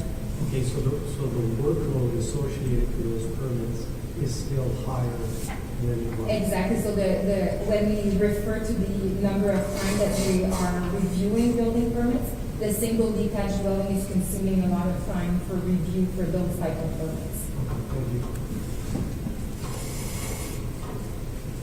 So again, this is just to put everything in perspective. When I've been in front of council many times this year telling you that we're super busy and we're seeing a lot of increase, and obviously the numbers that we're showing that the previous slide are not reflecting it because the period of time showing, but like I mentioned, and I thought it was important for members of council to understand that we're picking up and we're probably going to issue, even though with COVID situation, the same number of permits that we've issued in 2019, which was an amazing year for us. I put numbers in this slide showing, basically the first table at the top is showing what was planned in the official plan of the Township of Russell. So as you know, including in the official plan, our mandate is to plan for the next 20 years of growth of population. So the province is requesting, when we redo our official plan every 5 years or 10 years now, that we plan for the growth, the projected growth for the period of time for 20 years. So as you can see in this table, in 2011, we had population of 15,000 people. In 2036, based on the growth that we were seeing back then, we were expecting to be at a population total of 23,830 people. People. And housing, we were seeing 8,000 more houses to be built in 2036. So what I've done in the table below was show you, based on the census of 2016, we were 16,000 people. Based on the number of building permits that we've issued in the last couple of years, based on the type of building permits, we're expecting the population to be around in 2020 of 18,000 people. So if we're continuing to grow that at that rate, we're going to expect to basically get a lot closer in less than in 2036. So obviously we'll have to review those numbers, including in our official plan, but I just want to show that obviously we're growing and we need to plan for the infrastructure that comes with that growth and plan for what we're seeing. It's basically, the math is usually for services, we plan for 3.3 people, 3.2 people in a single detached dwelling and 2.2 person into, let's say, a townhouse. So those are numbers that I've used to produce that chart. So, as mentioned, if the trend continues, we will reach the population of the official plan 10 years before what was expected. Nous avons prévu 119 nouvelles unités par année pour les 25 prochaines années et nous en sommes en moyenne à 242 unités par année. So it's a lot more than what was initially planned in the official plan. Question? Councilor Buisson? Oui, parce que ça, comme je dis, avec cette projection-là, que ça grossit, puis il n'y a plus beaucoup de terrains qui sont dans within le city limit. Mais ça, c'est quand est-ce qu'il y a la prochaine, c'est pas évaluation, mais qu'on va pouvoir dire, oh, ben, on veut rétendre le city limit, puis tout ça. Donc, le plan ciel des comtés unis de Prescott Russell débute en 2021. Nous, on doit attendre qu'eux autres fassent leur plan ciel avant de refaire le nôtre. Donc, dans leur mandat de faire leur plan ciel, ils refont une étude de population pour justement anticiper le nombre de gens qui vont déménager dans chacun des villages des comtés unis de Prescott Russell. Puis, suite à une discussion avec les comtés, ils anticipent possiblement que le ministère adopterait leur plan ciel en 2022. Donc, nous, ce serait par la suite. Puis là, c'est qu'il faut prendre en considération que là, ça bâtit beaucoup parce qu'il y a du terrain disponible, mais que tu arrives dans 2 ans, ces terrains-là vont être bâtis, parce qu'il n'y aura plus d'endroit pour chose pour toute la côte. C'est ça. Puis dans l'exercice du plan ciel, c'est ce qu'on fait, c'est qu'on regarde tous les terrains vacants qui restent, puis c'est quoi le trend de la projection de population qu'il y a eu dans les 5 dernières années. C'est comme ça qu'on est capable de justifier d'augmenter nos limites de village pour justement accommoder la projection qu'il va y avoir dans les 20 prochaines années.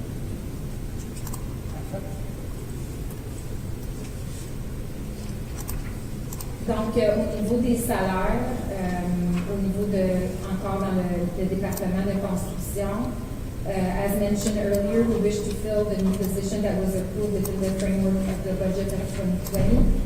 The position will be responsible to receive the permit application. So, as a member of council may remember, we've approved that position back in 2020. I just want to mention that we did hire somebody in the course of the 2020 year, but because of COVID, the person decided to decline the position and we didn't proceed with new interviews. So it's not because we didn't try to fulfill that position. I just want to mention that we still need it, but so we're planning on hiring again at the beginning of the year. So basically the next points are just to show what the person will do. And we are also planning on having a tracking system to help the developer and permit applicant to see where the application is, at which stage. So basically we want a web-based format that would just basically, if you're a builder, you could go on site and see where your building permit application is at which stage. So I don't know if there's a question regarding the 250, but now we're in the... Any further questions, members of council? Planning side? Or building? No, I think we're good.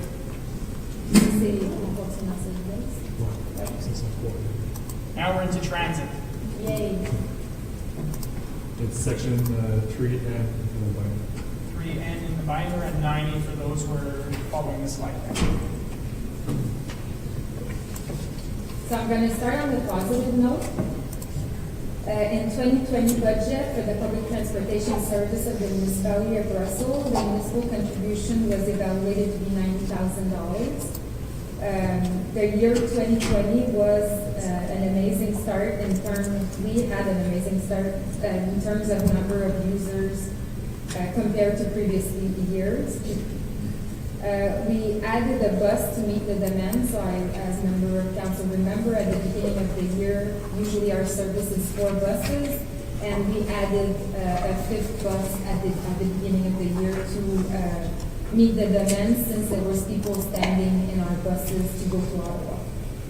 If the trend had continued to be moving the way that we were moving in 2020 and not be affected by COVID, we would expect that the municipal contribution would have been $12,000 instead of the $90,000 based on our revenues and based on the number of users that were using our buses.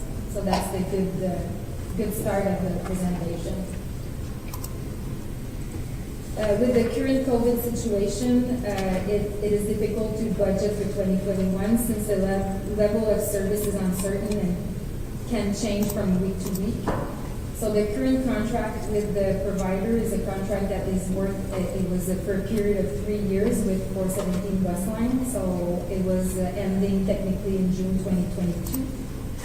There's a termination clause in the contract that requires that we give 6 months notice in advance if we want to finish the contract and end the contract. In the termination of the contract occurred between July 1st, 2020 and June 30th, 2021. The penalty included in the contract is 50% of the operational costs remaining for the 2 years in accordance with the agreement. Therefore, the budget presented take into consideration, this slide wasn't changed. But, okay, so I'm not going to read this one, but in order to minimize the budget, we have included an amount of $90,533, which was the municipal contribution that we planned for 2020. And I'll explain why in a few seconds. So we had a lot of discussion with the provider at this point, knowing that there's no provision for, let's say, COVID-19 in our contract, and there's only termination clause that we've seen in the past for a 6 months notice.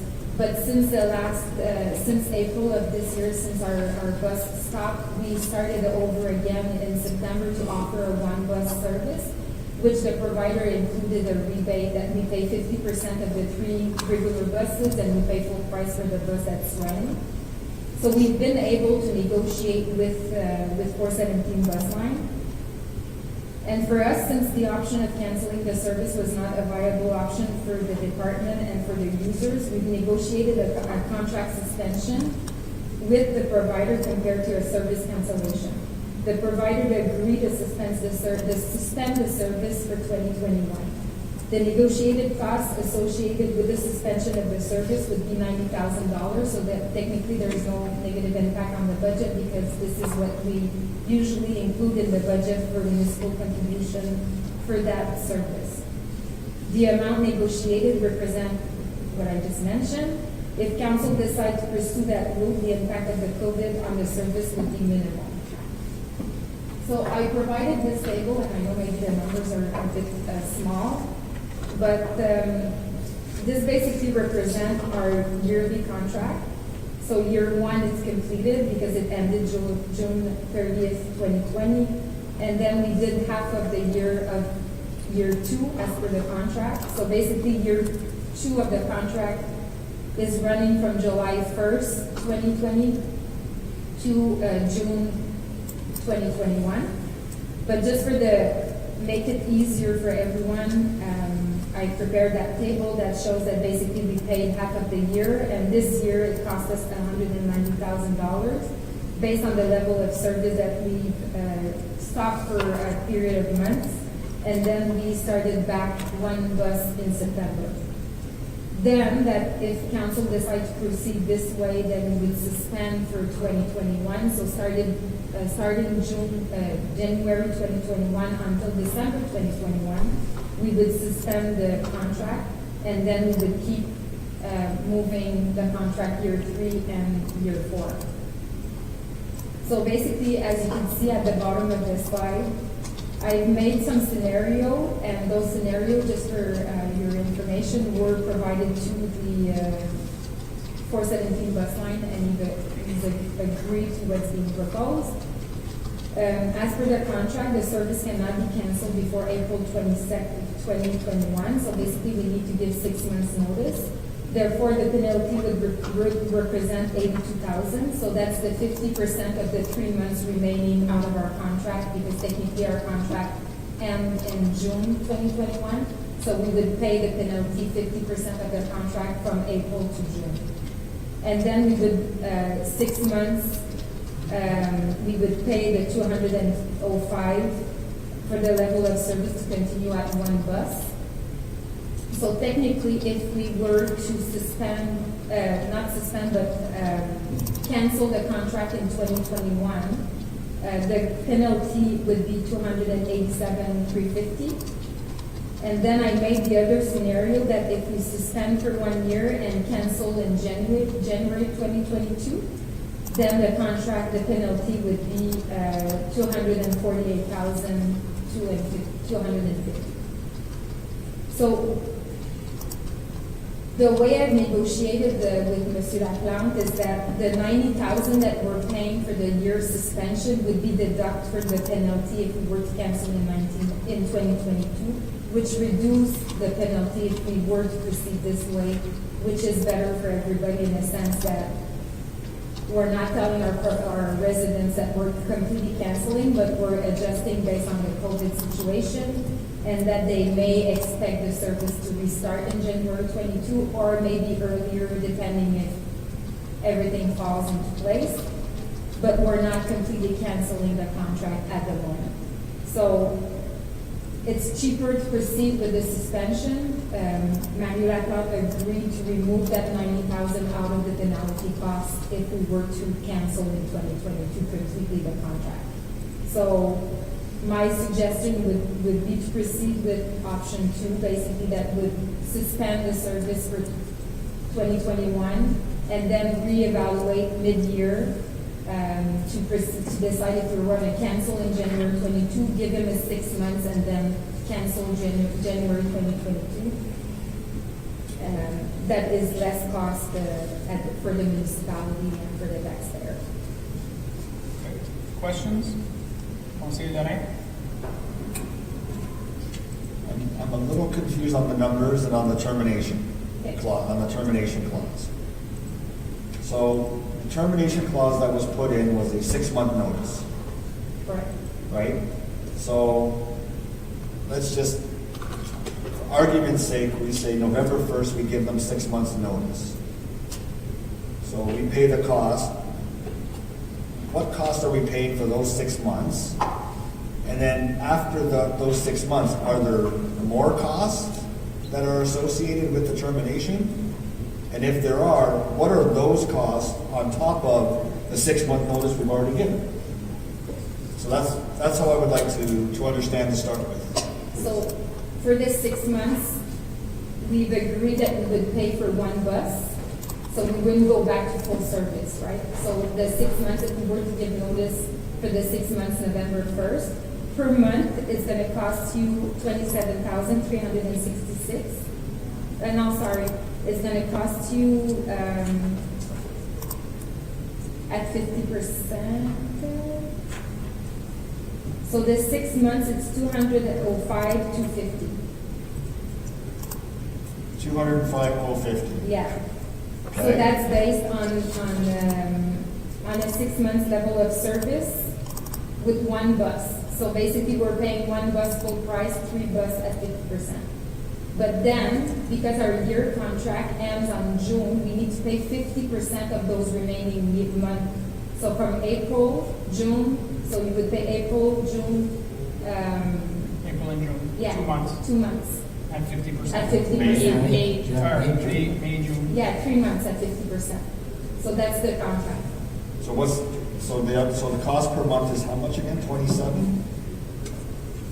So regular, our price per month is 54,733.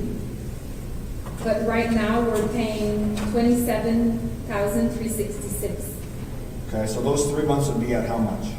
Those 3 months would be at 50% of the full contract. Of the full contract? Yeah. So the 3 months is 82,000. 3 months is 82,000? Yeah, and then your 6 months is 205,250. So basically, it's 287,350. So 287,050 over. is what it costs us to get out of the contract if we give 6-month notice. Yeah, this year, 2021.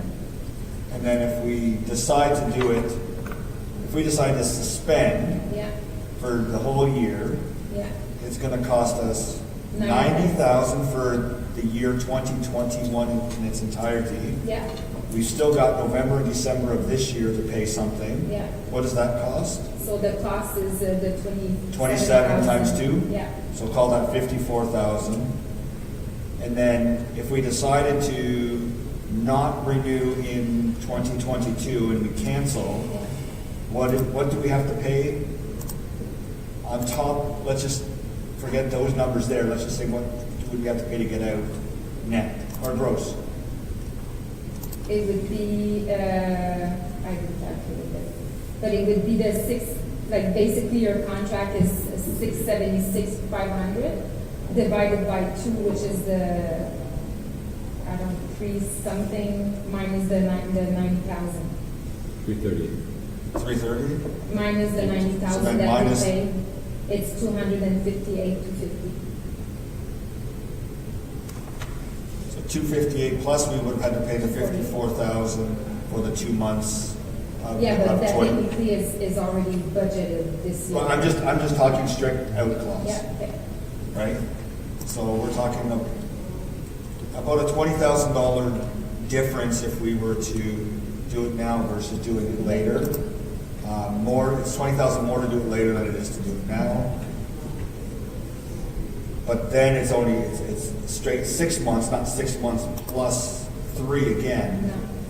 So why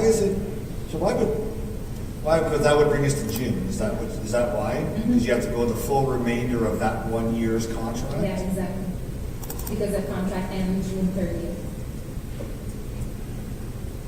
So essentially what we're doing is then, We're delaying.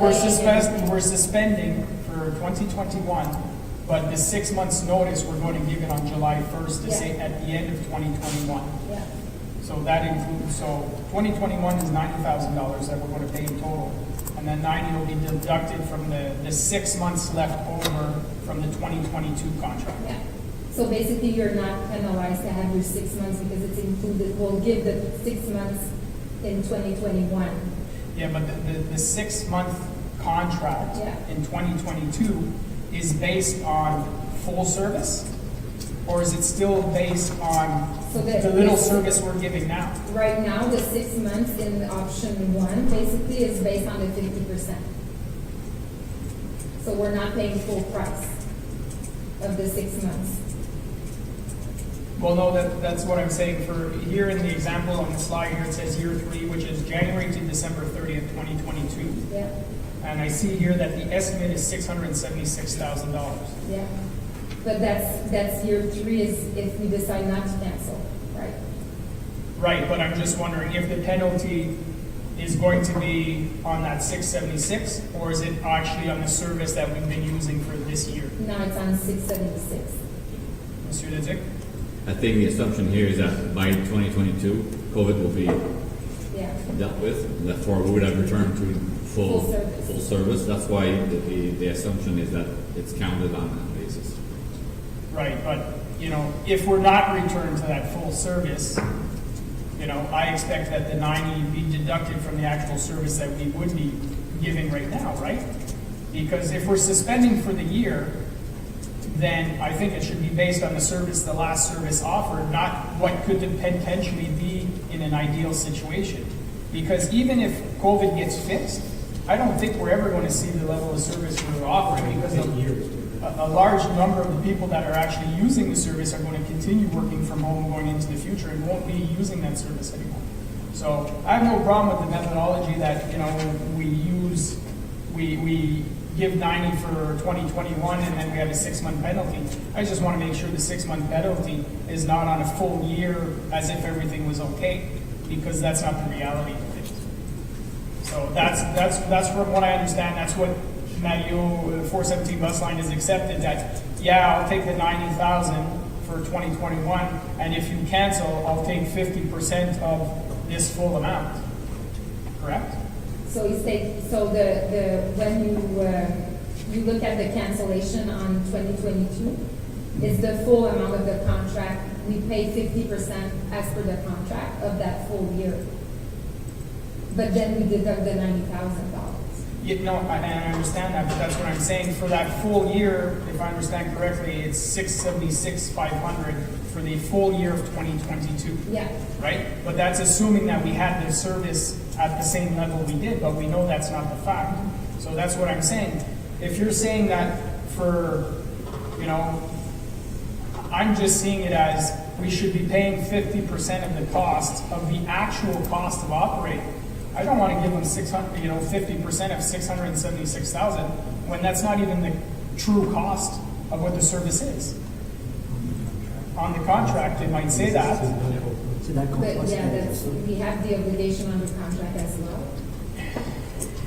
And the 50%, like the way that he's charging us right now, it's not as per the contract, but he's being nice enough to give us a rebate, right? So we've canceled. We didn't pay for. No, and I get that, but he's collecting 50% on 3 buses when he's got honestly very minimal operational costs. But that's not to us to determine what his operational costs are. No, and I agree 100%, but it is our job to represent the municipality in the sense that this is taxpayer money, and I have a serious issue with that personally. Monsieur Leduc? Well, there's a distinction to be made between contractual obligation and special negotiations due to COVID, which were not part of the contract stipulations. So if you're sitting in front of a court, the 90,000 is not even one that's a matter to him. You're going to say, well, I'm claiming this. So the courts could have looked at that. There's no clause for this. So to claim he can only charge us in 2022 on something else than the full contract, that's not what the contract says. So again, we're in a special circumstance. Maybe a court will agree with us or not, but it's not written anywhere. So he's probably have a better chance to win than ours. And I'm telling you, point it's taxpayers' dollars. I'm trying to do our best, but. To be honest, and maybe it's just my lack of understanding, but when I agreed to sign on for this new contract, it was, in my mind, it was 6 months notice and we walk away. 50% of the cost of what was left that year, right? But I mean, this just seems. So that's what it is, so I don't know, it's 6 months notice, and you pay for the remaining months of 50%. And if it's year 2, it's 50%, year 3, it's 25%. That's basically it. You don't pay for the 3rd year if you finish your contract in year 2.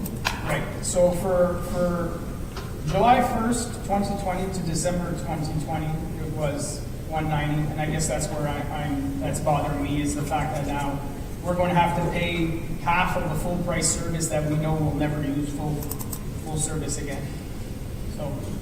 But if we've got legal opinion and that's saying that's the best way to get out of this contract, then, I'll have to refer to that judgment. So, Councilor Damasco? I just clarify the point that Councilor Lorena was requesting the $20,000 difference. Is it the exit out now instead of sustaining? Is that what? Based on the math we just did, it'll cost us $20,000 more if we go the route that's being proposed than the route that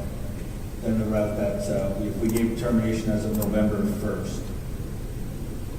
Because yes, it's in the 2 months are in the budget. That's why. Yeah, if so we weren't counting this year's budget, yeah, Correct. total dollars. The total dollars is what I was looking at. Which I would agree with, but still makes sense. And, sorry, one other question. In terms of paying penalties, do we have access to this fund from the government to support us during COVID, considering this is a COVID-related issue? Monsieur Leduc, Monsieur Godet? That funding could be allocated as per council's decision. So if the council would like to allocate that fund to this, then you could. So there's no restrictions as far as COVID. It just says it covers your COVID costs. So if you feel that's a COVID cost, then some portion or whatever amount council wants to apply to this could be applied. I think that's a good point, because as Madame Tremblay had stated at the beginning of the report, if COVID never happened, we'd be looking at a municipal contribution of $12,000 and this wouldn't even be an issue. But because COVID happened, we're looking at a major shortfall and a major exit penalty in the range of roughly $250,000. But I would like also to mention that there may be grants coming, or not grant, but money from the government as well for people that still provide that service, right? So if we were canceling everything now, we may not have access to those funds to help us cover the loss that we're seeing. And we've just signed a contract as well for publicity on our bus shelter. Even though if the bus is stopped, our shelters are still there and we're still providing that service for sponsorship for companies. So there's a lot more implication if we decide to stop now than just wait and see, and it's costing us less. And I'm sorry, yes, I understand with the calculation that you're making with, but those 2 months were included in the 2020 budget, right? So I'm providing you numbers that if we were to calculate from the 2021 budget, which is less if we were to cancel in January 22 instead of January 2021, which we still have people using our bus. I know it's not a lot of people, but we still have, for me, the obligation to kind of at least give them the time to adjust and find other means to get to Ottawa, at least until the end of this year. Councillor Sosi was first. Okay, thank you. I was just curious, what are our numbers right now? Because I know after COVID, it was really, really low. And then, but we have the winter months coming up, which often our ridership increases again. So I'm just wondering, has it started to pick up that everything open? No? No, so basically, on average, when we have a good day, we have 7 people in the buses, and our revenues are ranging in between 1,000 and 1,100 per month. So again, you're considering just canceling it all for all next year, starting in January, and just to sort of see what happens with COVID, and then possibly bring it back in January 2022. And then my other question was, you keep talking about the termination at the end of that. So why are we considering the termination at the end? It's just the end of the contract. So basically, if council would decide to cancel in January 22, I would probably advise to do so if the situation doesn't get better and if our ridership doesn't increase, and if, let's say, the distanciation is a big worry for us, because even if the bus capacity is 56 people, there's so much people that you could fit with meeting the 2-meter distance. So that's where I think the waiting option is the best, in the sense that wait and see what's going to happen, and if it gets better, then we'll see the impact on our ridership, and if it doesn't get better, then I would strongly suggest to give the 6 months notice and cancel in 2022. And then also if, things do get back to normal, we won't have to do that distancing thing. We were at 5 buses. I agree with Mayor LaRue that he said, a lot of people will continue to work from home. They're not going to go back to the same work style that they had before. So we may see definitely a dip, but we may go back to 1 or 2 buses. We don't know, right? I think Instead there's of too much 5. unknown right now to make that big decision, so that's why I suggested to Mr. Latif to go and to talk with Mr. Laplante and provide an option of just suspending and delaying and wait and see if it gets better or worse, and then we'll be in a better position to make that decision. That makes sense to me. Councillor Kanaski,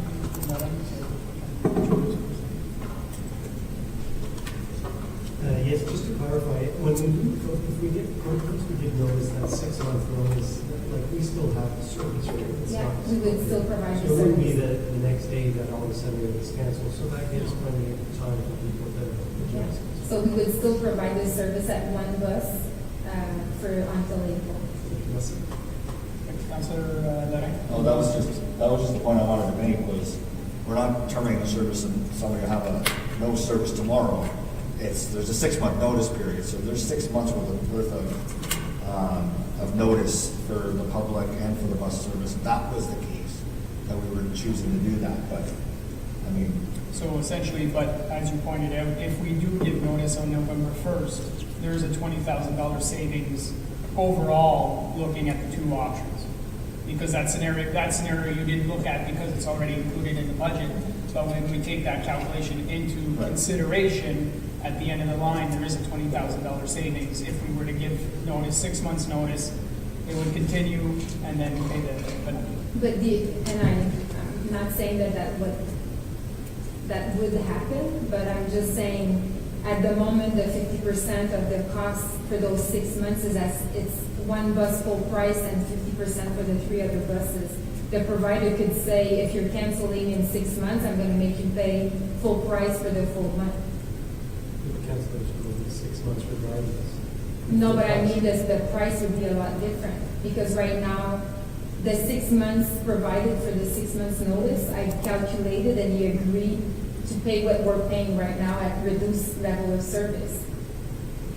He doesn't have to do that, basically, because if we're canceling now, technically we could pay 50% of the full cost that it's costing us usually per month at $50,000. So that's what I'm saying, it was negotiated at the 6 months at the rebate that we have now, which means we're paying full price for one bus and 50% for the 3 buses that are not running. That was a price negotiated for that 6 months notice. But if we tell them that we're gonna cancel right away, no matter what, after 6 months, you could turn and say, I'm not giving you I'm that. not giving you that 50% already, pay for the remaining months at full price.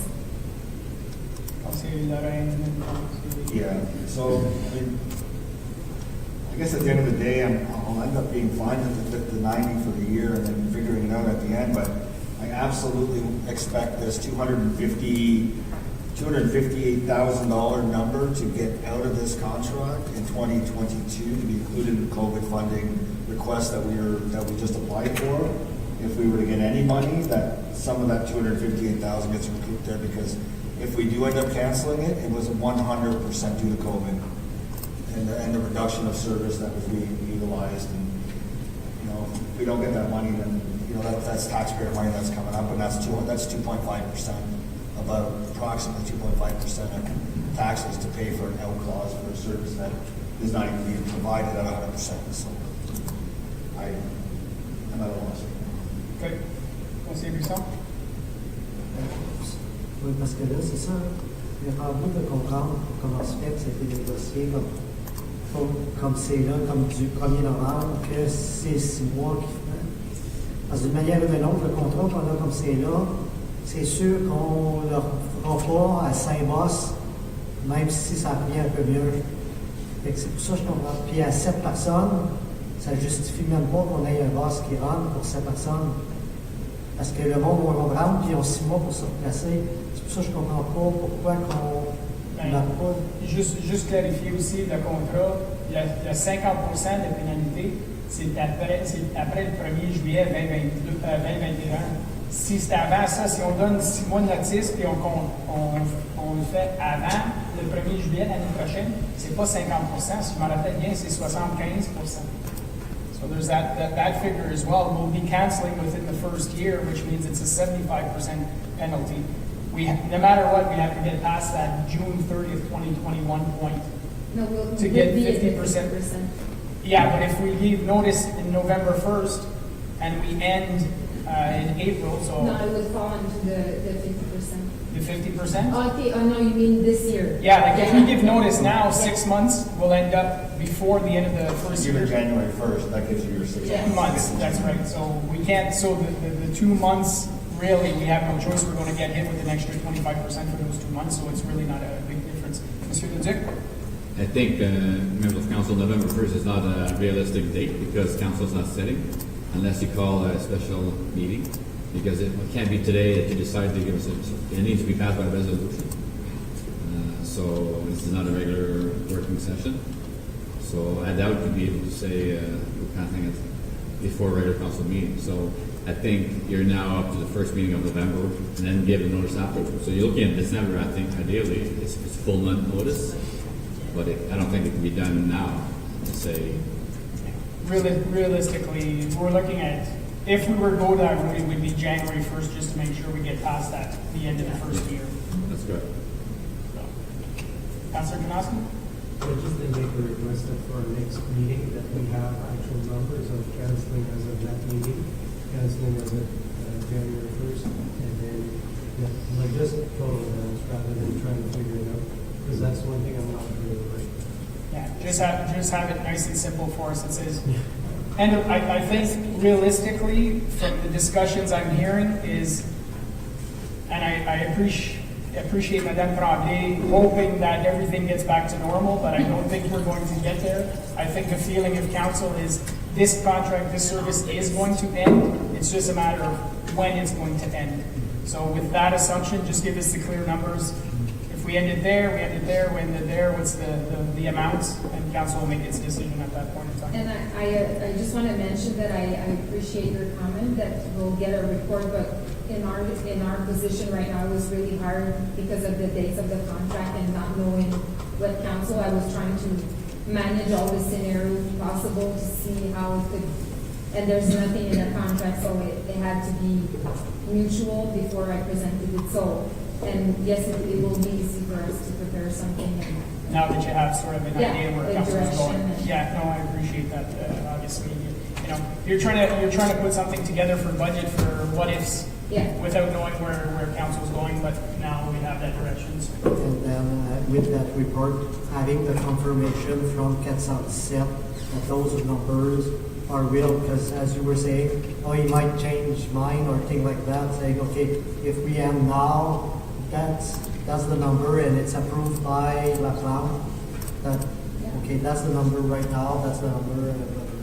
And again, just to reassure members of council that he saw this and we had a discussion and he was comfortable with this, so I wanted to have that level of comfort from him as well before I present it to the members of council. Perfect. Very much appreciated. Okay, so je crois que ça c'est pour transit. Yeah. On va prendre, we'll take a 2-minute break.